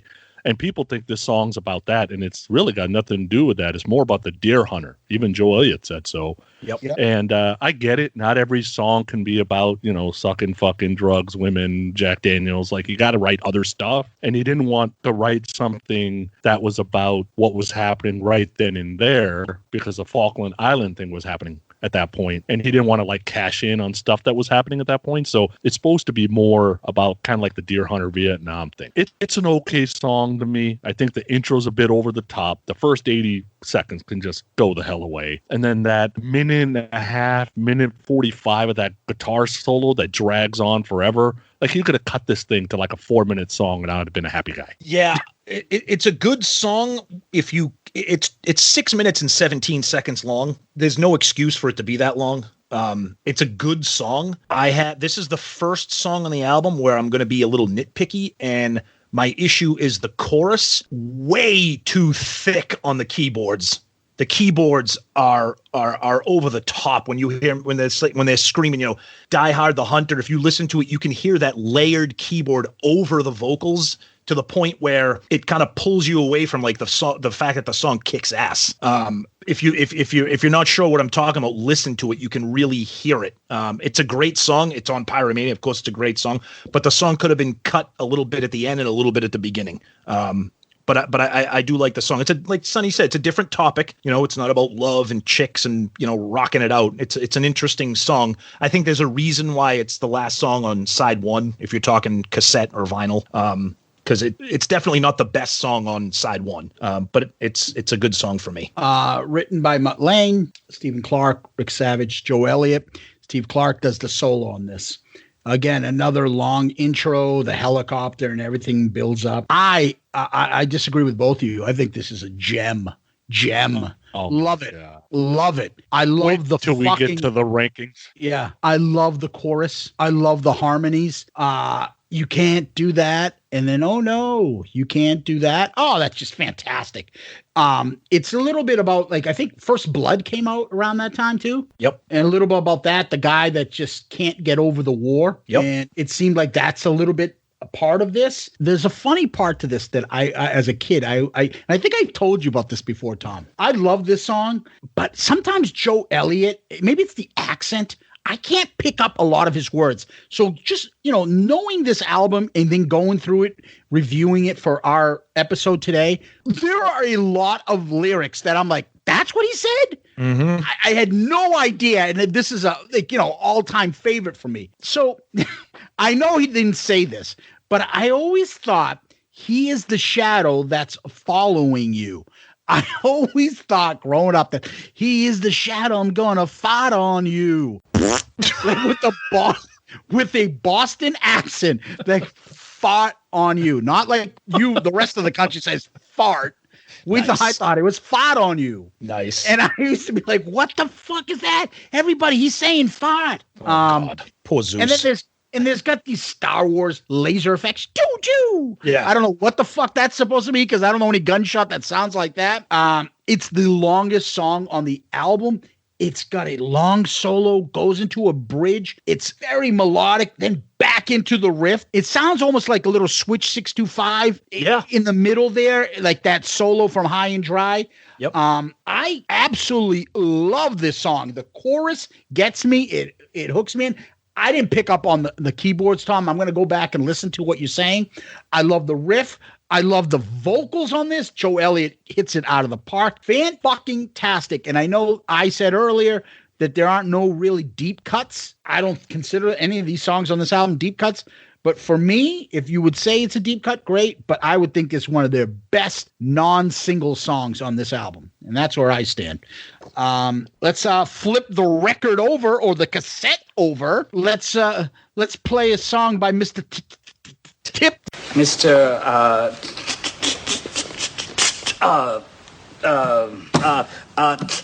Tipton. I want to hate this song, but I can't. I said, I want the knife. As the stupidest fucking chorus ever. Like, I really don't want to like this song, but for whatever reason, I cannot not like it. It is a really good song. The chorus is stupid. I'm sorry. Even when I listened to it the other day, I'm just like, really? If I came into a songwriting session today and said, hey, I got a chorus, lick it up. Like people go nuts, right? Like I'm just wow. You mean like I just want to whatever. I just want to forget you. I want to forget you. Go ahead. The video is interesting, babe, because first of all, I didn't know that the lady playing the harp was like Billy Idol's girlfriend at the time. I had no idea. So that's interesting. There's women all over him, which is very 80s. There's 5 looking guys. Everybody's got their arms and legs still. Is that too soon? I'm sorry. Jesus Christ. I know I'm an ass. I'm an ass. What do you want? I just got 2 guys shaking their heads. The fuck? Go ahead. Get yourself together, man. God. I don't know why they're coming out of a hole. I don't get the whole Dungeons and Dragons thing. I guess I don't get the video really. But Joe gets a lot of screen time, and it's a good song. I want to hate it, but I cannot. Why do you want to hate it? The song is spectacular. By the way, they're real and they're spectacular. Oh, and the video adds to the video's ridiculous, but it's Def Leppard, it's 1983, it's MTV. Why do you want to hate it? Why? Because of the chorus? Because it's like fa fa fooey from Howard Stern. It's like fa fa fooey, fa fa fooey. It's like baba booey, fa fa fooey. That's exactly it. No, I mean, what are you going to say? It deserved to be a single. It deserved to be a hit. It deserved to be a video that was played endlessly. It's a fucking great song. There's a reason it's the lead track off of side 2. A standout track for sure. Like Sonny said, it was interesting to find out that it was Billy Idol's girlfriend playing the harp with her eyes closed, and that everybody remembers this video. There's another song that we're going to get to with an even more iconic video, but Foolin' for me is obviously a standout track on this album. Foolin' by Mutt Lange, Steve Clark, Joe Elliott. Phil Collins jumps back in. So the previous 2 songs, Steve Clark was the lead guitarist. Phil Collins jumps back in. He's the lead guitarist on this one. This song went to number 28. Another build-up. For me, let's get into the video. Both of you guys talked about Billy Idol's girlfriend, and the joke apparently the band said was because the lady had no eyes in the video, and then they joked, ha ha, indeed, a face without eyes. Like, whatever. Making fun of the stupid Eyes Without a Face song that Billy Idol was doing. Yep. Ha ha ha ha ha. Anyways, the big thing that got me that was iconic, and tell me if this got you when you were younger. I'm 10 years old at this time. That I thought it was like the best fucking coolest thing is Steve Clark playing his acoustic guitar, taking the guitar, throwing it aside. All of a sudden he gets the Gibson out. Yep. Oh man, that was so cool back then. I thought it was like the coolest image. Cheesy graphics. I don't know. Joe Elliott there in his fucking tennis gear. Whatever the fuck he was wearing in that video. With the white pants and the white wife beater that he was kind of wearing. He's like going through like a laser tag room. Choom, choom. Whatever he was walking through there. Yep. And then there's like that trap door part at the end where they all kind of pop up That is the stupidest looking thing. They all pop up and their arms are right by their side. It looks so stupid. Maybe they're stupid. Yeah. Hey, it was 83. I know. It's just like, I just totally picture Steve Clark. It looked like a fucking school photograph. Like everyone's like, put your arms together and stand next to each other. It's just, that imagery was just kind of. And the other thing I would notice is, and it was a running trend in these videos, and I forget about the hysteria videos, but do you notice that every fucking video, like there's always a close up of the band's face? Rick Savage looks like he's going to fucking blow the microphone. Oh, yeah. Every picture of him is like his mouth is like he's literally opened up and like he's going to suck down the fucking microphone. I don't know who's like, hey, take this unflattering shot of the bass player like blowing the microphone. And then there'll be the close up of again wearing his fucking Larry Bird fucking Union Jack shorts. Rick Allen there. And then it just, and apparently Joel Elliott burned his hands. You know the part where he's tied down? Yeah. Yeah, he burned his hands when like the graphics is supposed to blow up the thing that's holding his hands down. Yep. There's a little fire. I guess he burned himself like the burn man. Burn man? Chriselle. Are you the burn man? Yes. Cowbell again. Oh, yeah. The vocals, the harmonies again, and just another build up to that real awesome, flashy solo. And then boom, right back into the song. Just enough to make you be like, that's awesome. But Sonny is absolutely right. This isn't any fucking Boys Are Gonna Rock guitar solo in the middle of this song, right? It's just, This is what works. And it's a great formula. Phil on his one knee. I used to thought that was like the coolest rock pose. Him on the knee and legs spread, just playing that type of guitar and just rocking out. It's amazing. The twin guitars, Rick and the Union Jack, and just Joe Elliott screaming his lungs out. Quintessential image. And it just continued on the song. Great song. So that's Foolin'. I think we know that. I have never played a record backwards. I don't know if I need to know Brezhnev has herpes. Like, I don't care. Supposedly, this is in the middle of it. Like, I don't know why bands did that at all. I just don't get it. I think it's a great story with that whole Gunther Globen and, just Mutt being stupid after, saying 1, 2, 3, 4, probably 500 times so somebody can get in tune or whatever. I think that's a great story, but that whole the Cold War, fuck the Russians, backward stuff. I don't understand all that. I don't get it. I will say the lyrics are pretty ridiculous now that I read them. Right? The song works, and I think it's a great anthemic song. There's no doubt about it. I don't understand the whole sword and stone move thing. I don't know why the sword's so big and then it turns into Phil's guitar. I don't understand all that shit. I don't know who the hell came up with that shit. I don't know if I needed to know Phil's, ass shakes when they turn him around. Like, what the hell are they doing? Like, I don't what's that got to do with Have you ever seen their concerts? Sonny, have you ever seen their concerts in the 80s? Oh. They knew exactly what they were doing. Yeah. All that being said, sing along, stadium anthem, no doubt. You can feel 100,000 people at a soccer stadium singing this and have no issue.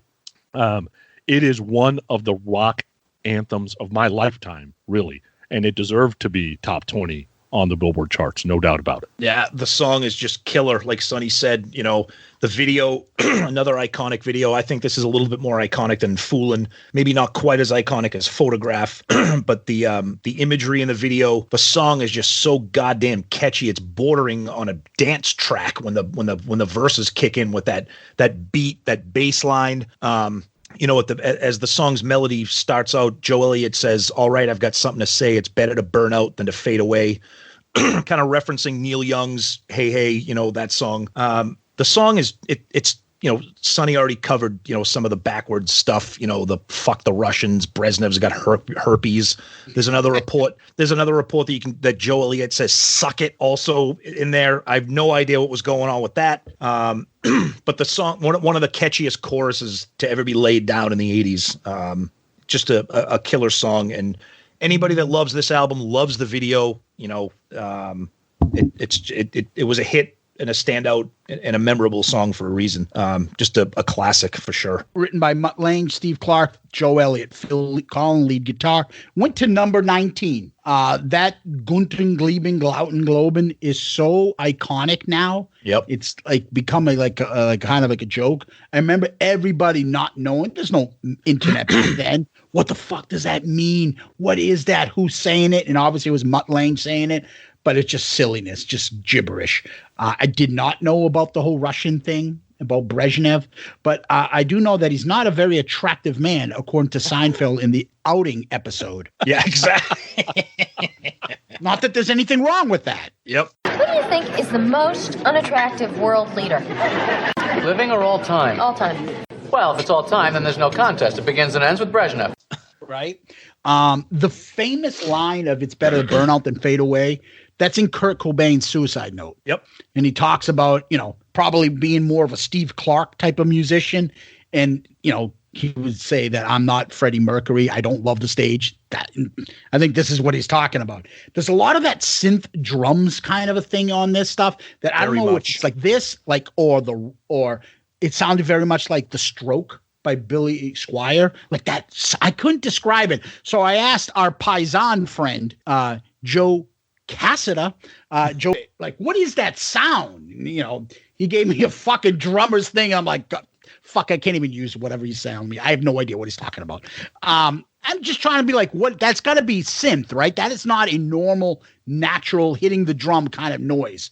That's got to be some sort of engineering. It's an electronic snare. Mutt Lange was having Rick Allen use that a lot, but it's really pronounced in this song. Yeah, absolutely, right? Yeah. And the chorus is off the charts again. The vocal harmonies are just off the chart. And then the video again is just, what the fuck is with that sword? That's like bigger than two of them combined. He looks so silly. And he's like, silly, like swaying one side to the other.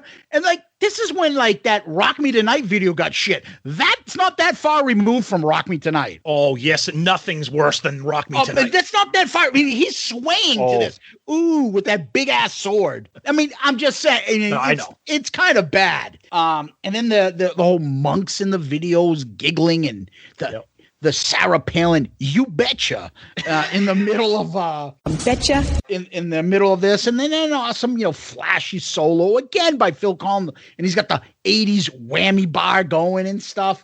But the big thing for me about this song, I had this, and I don't know if you guys had this. I had a music teacher. I was in junior high.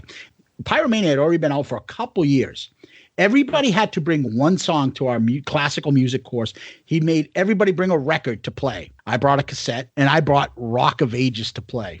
This guy, Mr. Stevens, I don't know anybody who went to Arlington High School, Arlington Junior High, would play a song from everybody. I remember like, what am I going to play that's not going to be like, I'm going to get humiliated, or it's not going to be like, ew, you like this? And I brought in Rock of Ages. Like, I thought that was like the coolest down the road song that I could bring in. And I remember him listening to it and looking at it and just being like, what the fuck is glooping? When they started, I started cringing. Some guy, my brother tells me the story of the same fucking music teacher.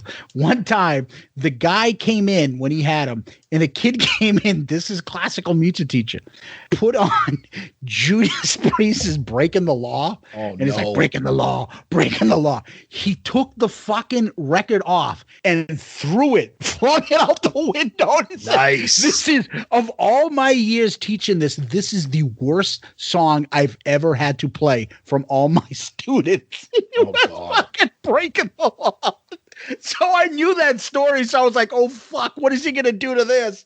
And he just let it play. But this one has a special memory for me. The video, the song, the way it just, the classic, synth drum there and everybody clapping along, the 80s thing, clapping the hands and just the bass and the drum and the singer going, awesome job.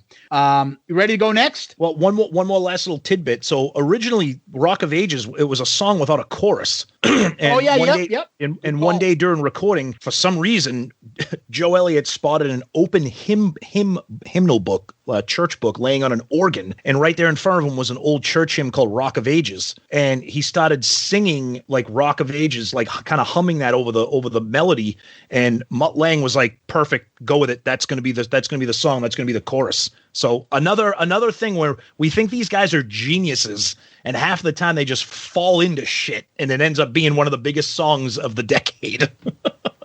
Oh, that's a good call, though. Sometimes you hear it, the simplest of things makes the most brilliance. That's right. Ready to go on to the next one? Let's go. Last three songs start off with... Song is on Euphoria or fucking Slang or X or some of these albums came out later in life for Def Leppard. This song would have been the single, right? Because those albums suck. And contrast, ton of dynamics, and it's got everything you would want in a Def Leppard song. The problem is it's not photographed, and it wasn't released as a single, right? And at some point, you got to stop releasing singles. Now, not every act, I guess, followed that, because there was some acts later on that released 7 or 8 singles off the same album, but I guess you can't do that in 1980. It's a great song. I wish it would have, what I would have done with this one and Stage Fright is maybe make a bonus tracks on Hysteria, and it would have done even better. Like it needed another chance, but it's a great song. It's actually one of my favorites on the album. Yeah, I agree with Sonny. Another song that flies under the radar. I know what Zeus said earlier, that nothing flies under the radar, but in terms of singles and videos and songs that were released, this is a standout. I think even more so than Stage Fright. Huge song. And it's funny because this song gets oddly a considerable amount of play on satellite radio. On some of the rock channels, and which I think is great, but it's just kind of weird because it was never really a single. You would think that satellite radio would kind of pile on with the Photograph and Foolin' and Rock of Ages, but Coming Under Fire and even Die Hard the Hunter they get a lot of play on satellite radio, which is nice to see because Coming Under Fire is a spectacular song. Yeah, written by Mutt Lange, Steve Clark. I almost said Bruce Willis. Pete Willis and Joe Elliott. Maybe you were thinking of Bruce Willis because I just said Die Hard the Hunter. Yeah, exactly. Yippee-ki-yay, motherfucker. Steve Clark did the solo on this one.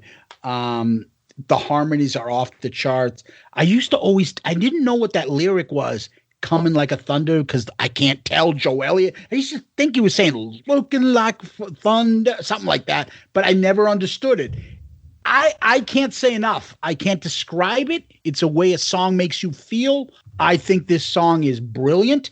I can't believe that it wasn't a single. I am impressed, and I do like the fact that it does go on and gets played on the radio, and rock stations would always play this song as a favorite from this album that wasn't a single. And maybe people are like, oh, you like Photograph? Yeah, it's cool to not like those hit song and throw this one out. But this one is just, I can't explain it. It's just a song, the way it makes you feel.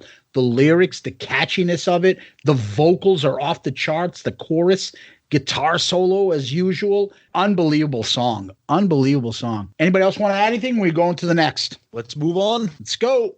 Theory about this song, I will tell you that is completely made up. So when you start getting emails about that, can't be right.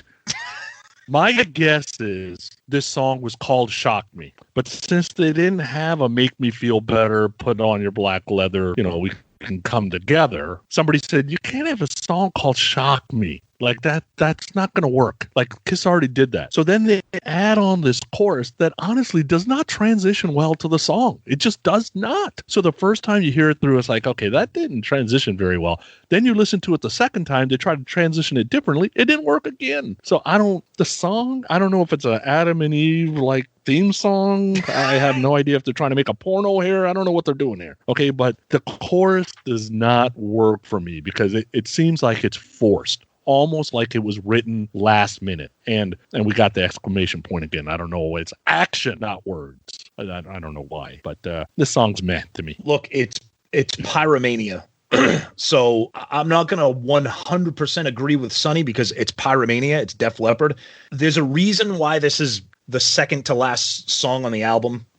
Something has to be considered a weaker track. Not everything's going to be the same. This is a weaker track. That being said, I'll listen to it because you're never going to hear this anywhere else unless you manually try to play this song on the disc, you're streaming or whatever, because the radio's never going to play this. But it's definitely not top tier, and it's kind of difficult to have, an album where every song is Photograph or Rock of Ages. But I will listen to it. But like I said, there's a reason why it's the second to last song on the album. I am playing the role of Sonny Pooney. Yeah, is Zeus to this week. I absolutely love this song. Love it. I can't get enough. Now I know how you guys feel. Yeah. You're right. Shock me. And again, I didn't really realize it until I, not this time, but recently when I got back into the album, that how much of the shock me that he is saying in the lyrics. And I just love, pretty straightforward. Let's do a little bit of filming of us doing a little bit of that fucking. Yeah, maybe me and you, we could do some of that fucking. And it's guitar, the chorus. I love it. I love the harmonies. I love the lyrics, just the right amount, like get to that point where it almost Kiss-like, but no, they steer it back. It's just, I just love it. I just love the shock me. Oh, just perfect. And it's catchy as fuck. And it's one of those things that it wasn't a favorite track, and it was probably one of my least favorite tracks on the album growing up.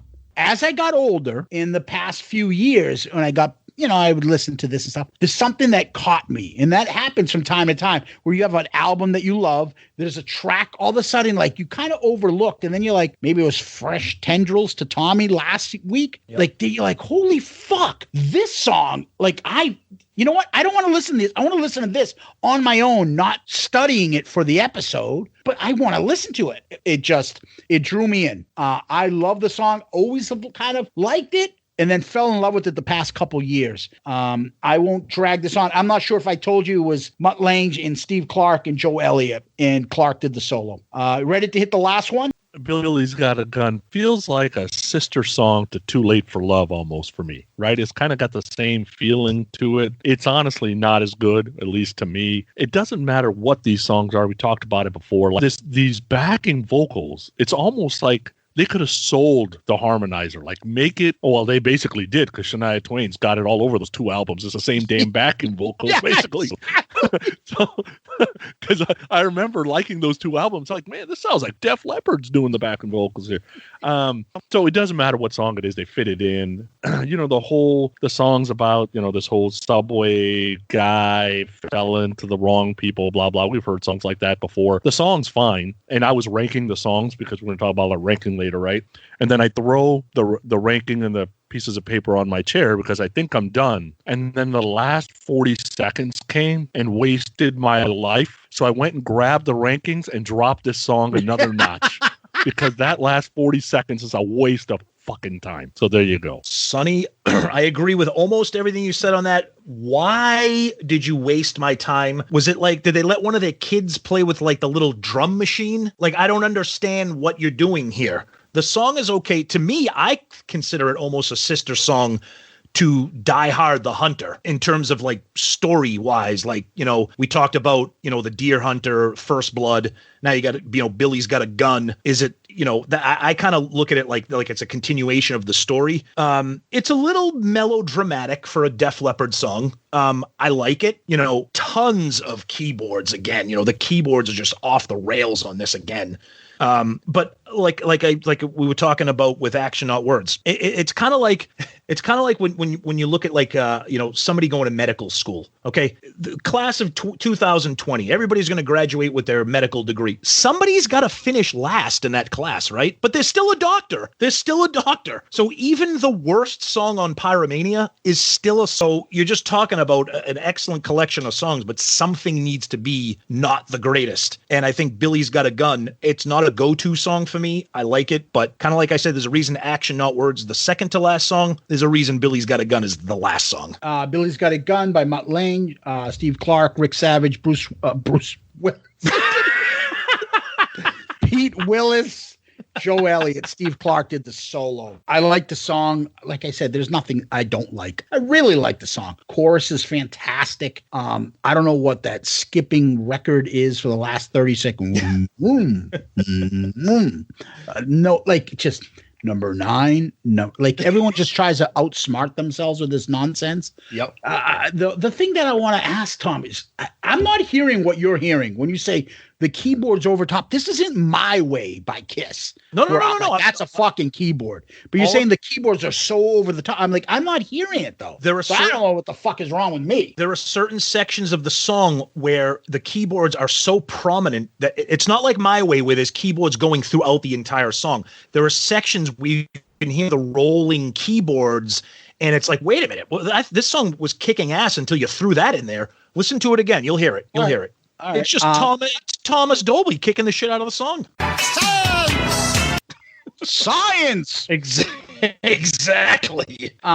It's I think another good song. There's nothing like ridiculously bad lyrics on this album. Some are better than others. Some are simple, but they're pretty decent. There's no fucking Bob Dylan here on this album, but it's a good rock album with lyrics wise.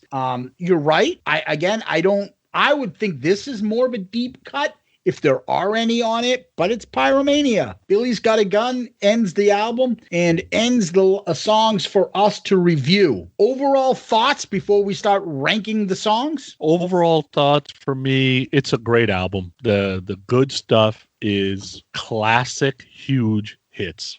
Def Leppard, this puts them into the stratosphere, into the next album. There's no reason why somebody would not own this album, and there's no reason not to listen to the album. There's, it's like Tommy said, there's no super bad songs on this. There's just songs I won't listen to, but none of these are half or like Suicide or none of that shit. I mean, it's better than that stuff. Oh, still taking shots. Ooh, God. Oh, I'm still getting shaken, man. What are you doing over there? Those effects are a little bit too. Sir, what are you doing? Yeah. We're getting to the rock hard segment. I'm getting ready. Oh, geez. Okay. God. I think we were talking about the Pussycat Dolls too much. Go ahead. Sonny is dying. Go ahead, Tom. So Photograph for me, I like I say, other than Kiss, I would probably say this is probably my favorite album of all time in terms of listening to something for the longest. I've been listening to this since I was 10, since it came out. I will say this, though, and this might sound kind of counterintuitive. I think High and Dry kicks more ass than Pyromania. I think most people would agree with that. I think it's a more hard rock album. And I love High and Dry. I would put it right up there with Pyromania. But I think the pop sensibilities, and like Sonny has hinted at this before too, the nostalgia fact of Pyromania, the music that you grew up with, the music that you attach your childhood and the younger part of your life to, sticks with you. So there's nostalgia pouring all over this album for me, and I think that's why I hold it closer to me than I do High and Dry. The song kicks ass, but High and Dry just rips. I know we're not talking about High and Dry right now, but Pyromania for me, very few albums, if any, will top this for me in terms of that rock music era. Yeah, I'll say the same thing, Tom. Probably the most played album I've ever owned. I destroyed that cassette. I've listened to this album gazillion times. I love it all the way through. I never skip it when I play it. I'm not sure if I like it. I mean, that's how much I love Def Leppard, is if I like it as I'm not sure if I like High and Dry or Pyromania more. I have more of an affinity because High and Dry is not as popular as Pyromania. So I tend to be thinking, oh, I'm cooler because I like that. But, it could go either way. They're both just, even Hysteria, off the charts for me. I can't wait to get to the ratings. I've said enough. It's the blueprint for my musical taste the rest of my life. Bingo. So, and that nostalgia is, I'm not sure we can do anything close to the nostalgia of Pyromania for me, for any album coming up. Perfectly said. I think I haven't gone first with songs yet. Okay. So why don't I go first? Who wants to go second? I'll go second. Sonny, you're last. Yeah. So Sonny Bad List Pooney is last. I might get it this time, Tom. My list. And again, I'm going to start off. This is my number 10. Like, if we never put numbers to these songs, so I don't think I would put anything under, like, if I did 1 through 10, I don't think I would put anything under a 7 on this. Oh, me neither. And I would probably put most of these songs 8 or 9 and a couple 10s. So that's where I'm at on this stuff. Sonny's making a face. So at number 10, which would probably be a number 3 or 4 and anywhere else, I'm going to put Stage Fright. Oh, God. He's starting off. He is playing the role of Sonny Bad List Pooney. I told you. God. But you heard how I prefaced everything, right? But go ahead. Number 10 for me is Billy's Got a Gun. I'm still getting over the stage fright. Okay. Number 10 for me is Billy's Got a Gun. Number 9 for me, Billy's Got a Gun. Number 9 for me is Action, Not Words. Number 9 for me is Action, Not Words. Yeah, you awake over there? Yeah, I'm awake. All right. Number 8 for me, Too Late for Love. What is going on here? Just hang up on him now on purpose. Oh, boy. All right. Number 8 for me is Rock, Rock Till You Drop. 8 for me is Die Hard the Hunter. Ooh. Number 7 for me, Foolin'. Oh, my God. I have to laugh because I'll cry if I don't. Number 7 for me is Die Hard the Hunter. And 7 for me is Rock, Rock Till You Drop. Oh, wait. Rock Till You Drop. That's number 6 for me. Okay. Number 6 for me is Rock of Ages. Wow. Okay. 6 for me is Foolin'. 6. Number 5 for me, Photograph. All right. See you later, everybody. We'll see you next week. Thanks for listening. Oh, people already stopped listening. Don't worry. That's true. Number 5 for me is Too Late for Love. Number 5 for me is Coming Under Fire. All right. Number 4 for me, Die Hard the Hunter. 4 for me, Stage Fright. I love 4 for me is Too Late for Love. 3 for me, Rock of Ages. 3 for me, Coming Under Fire. 3 for me is Rock of Ages. This is where I'm going to fucking... Number 2 for me, Action Not Words. All right, now this is like a parody account right now. How? This is word. Okay. 2 for me is Foolin'. 2 for me is Stage Fright.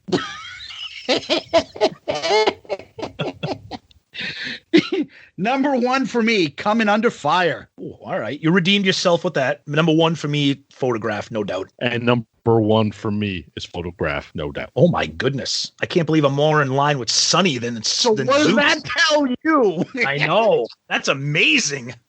Wow. All right. So the top 3, number 3 was Rock of Ages. 2 was Coming Under Fire. 1 was Photograph. And then, if we didn't have Zeus, we'd have a better list. Oh, I'm sorry. I didn't go along with the cult. Oh, look at me. I'm different. I have Action, Not Words. Number 2. So alternative. I'm so crazy. I like this album before anybody else did. I like On Through the Night better than all these albums. I'm cooler than you. All right, boys. Yeah. So I already have mine picked. We always do album covers and we do albums themselves. So what is, and let's stay in the same order. I put OU812. Okay, so wait a minute. OU812, Pyromania, Super Unknown, Slide It In, Appetite for Destruction. Those are the 5 albums we reviewed. You just said Oh, okay, sorry, go ahead. Pyromania, Super Unknown, OU812, Slide It In, Appetite for Destruction. Okay. As far as album covers go, my 5th best on that is OU812. Yep. Okay. Mine too. Oh, Sonny, but Tom? Yeah, me too. All right. So my 4th best is Super Unknown. Tom? Me too. Me 3. Wow. Let's stop and end there. We'll never be like this again. What is happening? Number 3 for me is Pyromania. Number 3 for me is Slide It In. Wow. Number three for me is Appetite. Oh, number 3 is Appetite? Yikes. Number 2 for me is Slide It In. Number 2 for me is Pyromania. Number 2 for me is Pyromania. Number 1 is Appetite. Me too. I still got Slide It In. Okay, I'm not going to argue with that. I mean, nope, not at all. It's an awesome album cover for sure, no doubt. Now the rankings, this is when it gets tough for the actual album. Number 5 for me, as far as what is your favorite and what's the best album of those 5, Pyromania, Super Unknown, OU812, Slide It In, Appetite. Number 5 for me, and I like the album, but number 5, easily OU812. Me too. Number 5, easily for me. It could be number 18, Super Unknown. That's never not going to be the last album for Sonny. Yep. Number 4 for me, and this is probably one of my favorite albums, Slide It In. Yeah, I'm trying to. So we get Slide It In, Pyromania, Appetite. All right, we already have Super Unknown. All right, so 4. Yeah, I think I had. Yeah, I Slide It In 4. 4 for me is OU812. 3 for me, Super Unknown. Me also, Super Unknown 3. 3 for me is Pyromania. 2 for me, Appetite. That's 2. You know, I wished the day never came where somebody asked me to rank which one is better, Pyromania or Appetite for Destruction, because it's like picking. What's your favorite? Not better. I know. What's your favorite? I'm gonna go. I mean, it's like 1A. I can't pick them because it's 2 of the greatest albums of all time. But something needs to be 1. Something needs to be 2.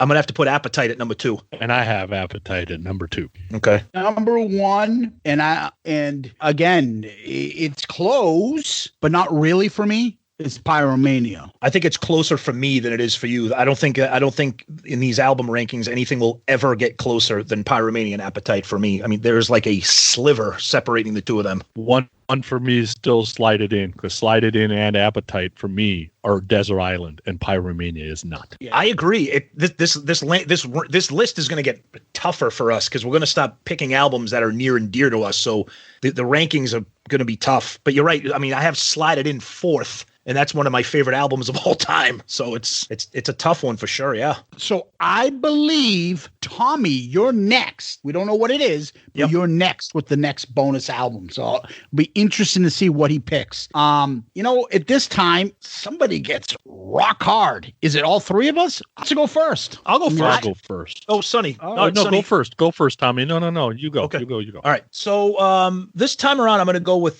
something, a TV show or a series, I should say. I know everybody's looking for stuff to watch.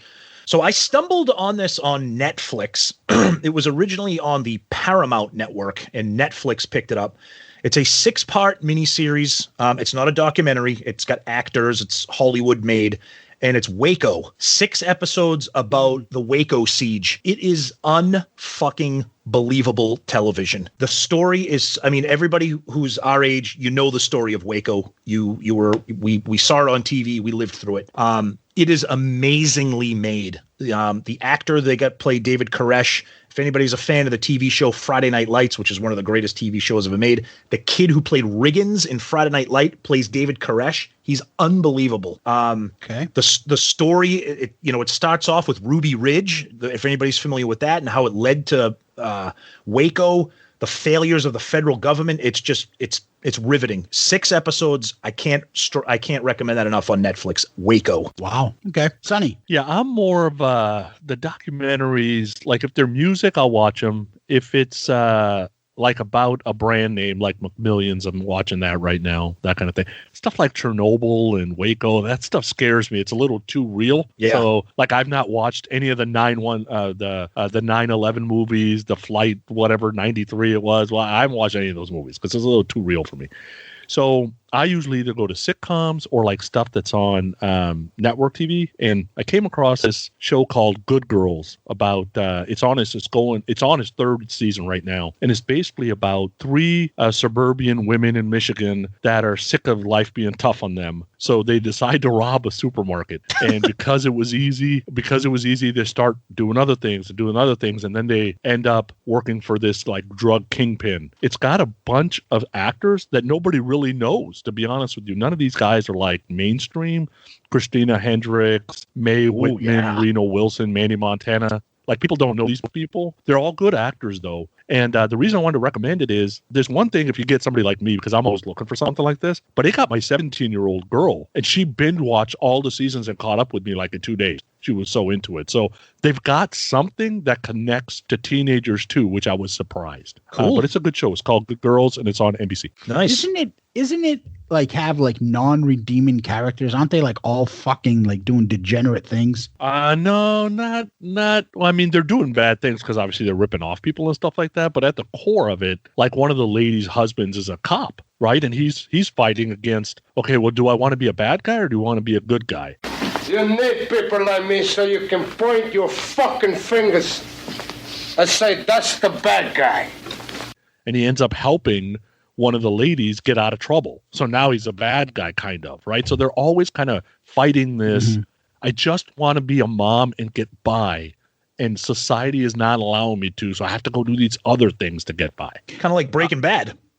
Yeah, so I was just going to say. Yeah. Wow. So I'm like always scrambling to think of something. I've changed my mind twice from this episode of what I'm going to discuss. But you know what? I'm going to discuss something that is popular because Sonny just put it into my head. And when we talk about episodes, the go-to episode when there's nothing on TV for me is always a Law and Order episode.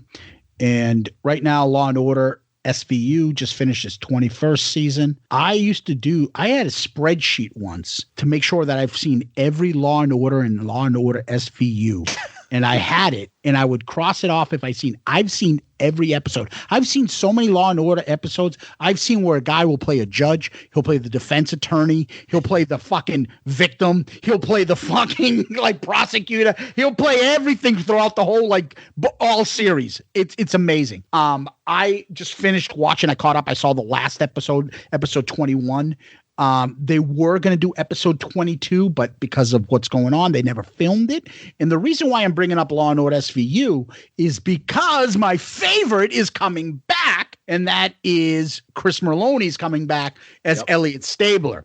And he's going to have his own spin-off with his own new segment of a cops or something. And they were supposed to have his daughter and his wife be on episode 22 to be like the build-up for what's to come. And I'm so pissed that now I don't know what that was going to be. And I absolutely loved him. I love Law and Order. I still watch it to this day.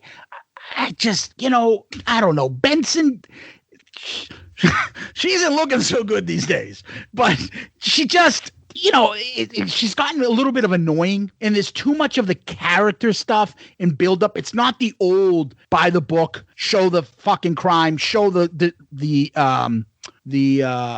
investigation, then bring it over to one of the smokingest, hottest women ever that would never get along in a fucking office ever. One of those hot ADAs that probably got so sexually harassed, it's not even funny.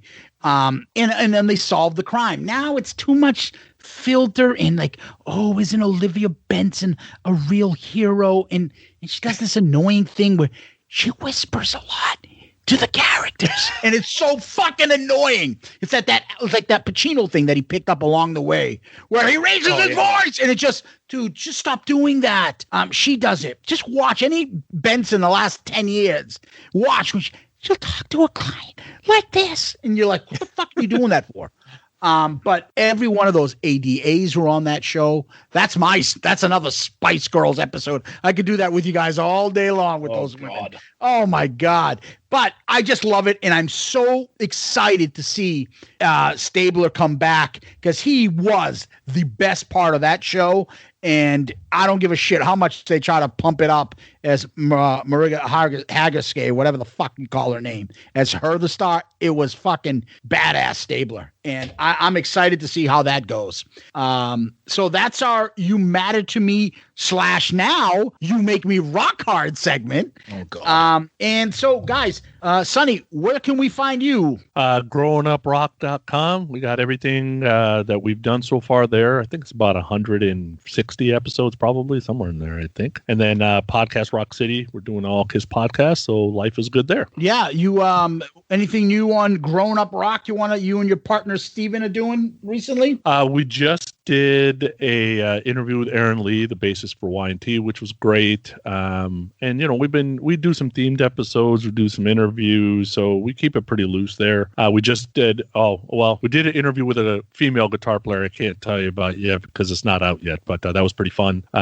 So we're trying to keep it loose. Nice. Cool. Tommy, us? Yeah, we're on all the social medias. You know that, Twitter, Facebook, Instagram. The podcast is everywhere. We're part of the great Pantheon podcast family. So anywhere you get your podcast, you can hear us. We're on pretty much every or most of the popular outlets there. Check out our buddy Ed from Click Tea Shop for some cool Shout It Out Loudcast gear, and also Kiss inspired gear as well. Cool stuff there. We love our buddy Ed Spangenberg from clickteashop.com. Yeah.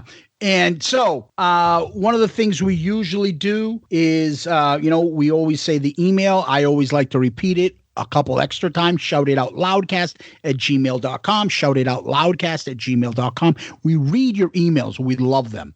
We have a couple. Sonny's going to read a couple of the emails that we got back on our previous episode. Me and Tom are going to read some Twitter and Facebook comments as well. And we love the interaction, guys. So keep it up. And please give us one of those 5-star child reviews on iTunes, Podchaser. We've been getting a lot of those recently, so we really appreciate it. And it's a great big help to us. We get a kick out of the emails. Let's start with those first. Sonny, you got a couple emails you want to read for us? Yeah, so this one's titled Adam and Eve, and it says it's from Save Rock, but I think earlier we said it was from Save Rock and Metal. But anyway, it says, hey guys, first of all, who the fuck flips a Kiss card? Yeah, who flips a Kiss card? Why you guys don't have a coin? What are they against the law in Boston? I'm going to tell you why, real quick, because we were completely unprepared, and I'm going to admit that. All right. If you want me to come up with some clever story as to why we flipped a Kiss card, that's why we did it, and it was fun. So our buddy at Save Rock and Metal says, do you idiots know the Siri could have done that for you? Yes, but it's not as fun. Also, time for some honesty. I had never ordered from Adam and Eve, but after hearing Sonny do the commercial on the last bonus episode, I bought myself a ring. God. I won't tell you what kind of ring. Oh, God. Okay. Why did Sonny entice me to buy? Because I never heard the commercials sound that sexy. Okay, that's scary. Oh, God. No. Relax, Newman. I'm a guy. Oh, wait. This is a guy. Oh, just so Sonny knows who he's attracting. Rumor is he only attracts 60-year-old redheaded women, which is a rumor that's true in my personal life, so this motherfucker knows me. But that's not true anymore. Absolutely loving the bonus episodes. Wish you guys would do 2 or 3 a month. There's plenty of albums to go around. I don't know if we could do 2 or 3 a month, but thanks for your email. Appreciate that for sure. Absolutely, yes. And I'm glad that I enticed you to buy a ring of some sort. Anyway.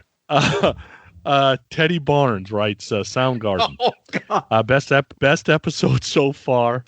You guys need to seriously consider bringing Sonny on as a permanent third for your Kiss podcast too. I know he has another podcast, but it doesn't stop any other fat fuck from doing it. I don't know what fat does he fuck mention? he's talking Yeah, about. does he mention? He doesn't you don't have mention who the fat fuck is, but I'm gonna leave it alone. Yeah.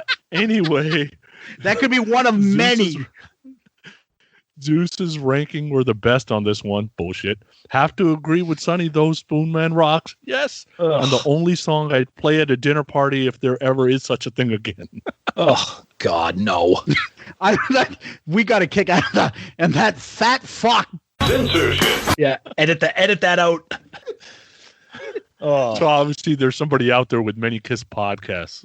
And, yeah, you guys do the Kiss podcast. Wonderful without me. I don't need another full-time Kiss podcast gig for sure. Nice. Well, we appreciate that feedback and those kind words, or maybe not so kind words. I don't know. All right. Well, you weren't the fat fuck he was talking about, if that makes you feel better. That could be one of 30 fucking podcasters out there. That is true. Unfortunately, that is true. All right, so we got some feedback here from Facebook. This is friggin' hilarious. This made me laugh out loud. So this is from Adam Nickmeyer on Facebook. He goes, wow. Ruin a great podcast with trash music. Puke.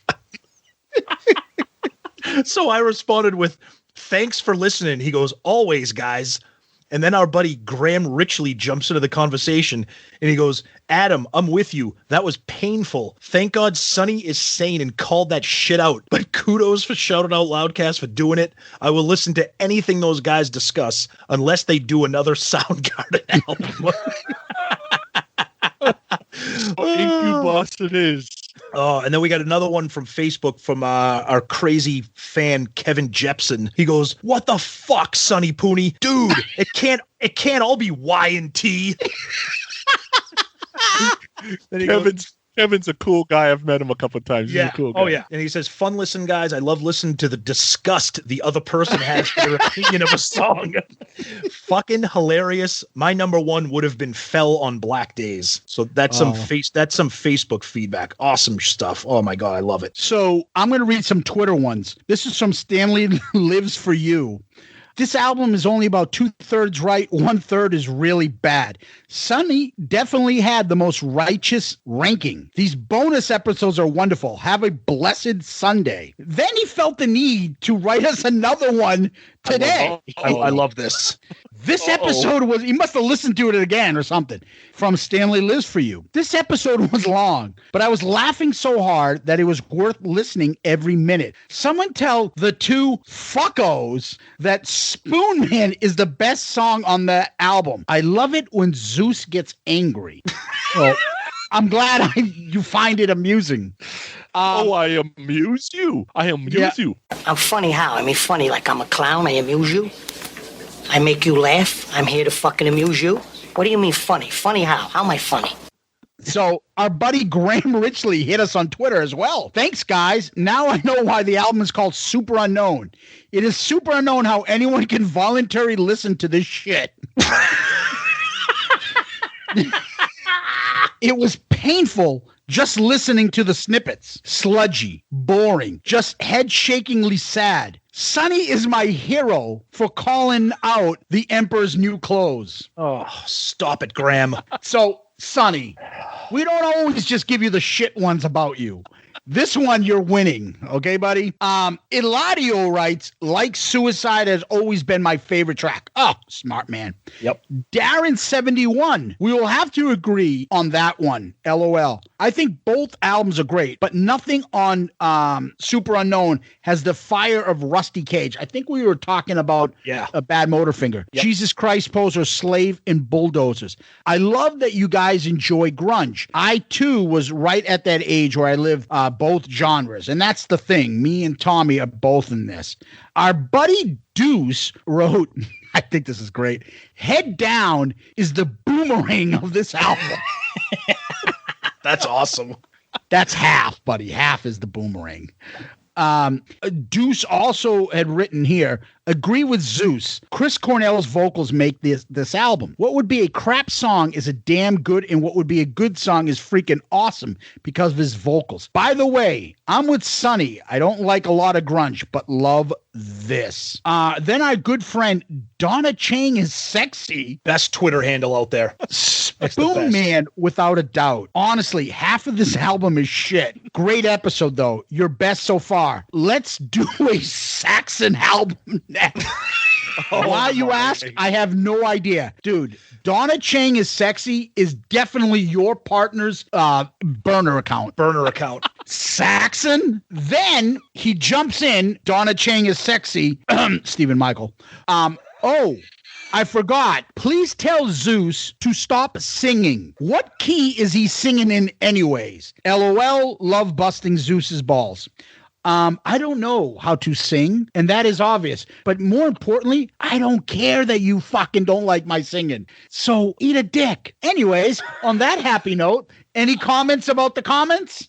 Yeah, you forgot a good one. Our buddy Deuce gave me some props, too. He talks about Fresh Tendrils. He said, I agree with Tom. It's one of the best deep cuts on the album. That's right, baby. Did I have that? Oh, yep. Underneath. He wrote Fresh Tendril, Pink Floyd, huh? Not getting that. Have to agree with Tom. One of the best. Yeah, you should have read. I had it both on the same one that he had, but I didn't read the comment underneath. Okay. But he's right. Who the fuck said Fresh Tendrils is Pink Floyd? That's moronic. I don't remember that. Probably Sonny. No, Sonny read it that he heard it on a different podcast. Yeah, ridiculous rock record reviews, but they're not stupid. They're right. Yeah, ridiculous fucking they're opinion. Ridiculous. Yeah, I think that's why their show is called Ridiculous Rock Record Reviews. I think exactly. It went like this. Aaron Martell's a good guy. They did. This is ridiculous. This is ridiculous. No. I'm teasing. I've actually listened to that show before. Jermaine, stop teasing. No. I don't know them from a fucking hole in the wall. If they can't take a joke that we just fucking said that's ridiculous, fuck them. Yeah, exactly. I don't think they're gonna get offended. See, Zeus angry. See, I don't think they're gonna get offended that we said that's a fucking ridiculously stupid comment. Doesn't sound like fucking Pink Floyd. I think it's funny that people got all fucking bent out of shape over us doing Super Unknown. Those are the people that can fuck off. Well, that's because we have to do Saxon next. Yeah, Denim and Leather coming soon to you. Next up, Grim Reaper. Another fucking short episode for us. Yeah, so, right.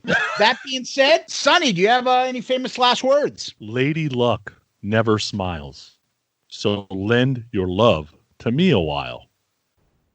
Do with me what you will. You can use all the items you bought at adamandeve.com and break the spell, take your fill. I added that other part if you don't know. Oh, you did? Oh, okay. I thought those were the original Joe Elliott penned lyrics. Go to something.com in 1983. Oh, Tomas. I'd be your lover if you were there. Put your hurt on me if you dare. Such a woman. You got style. You make every man feel like a child. Oh! Is that Dice Man now? Yeah.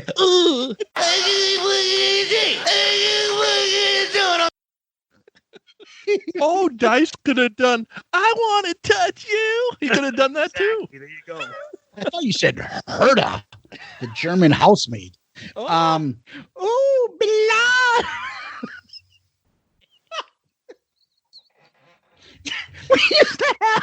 We used to have somebody, I don't know whose bright idea it was to put like this sponsorship for this little Israeli boy, and his name was Bilal, and put like the fucking picture up on our wall in our fucking Flint basement and be like, oh, would you like to raise money for Bilal? Fucking his we can say it looked like Grasso in his Easter suit.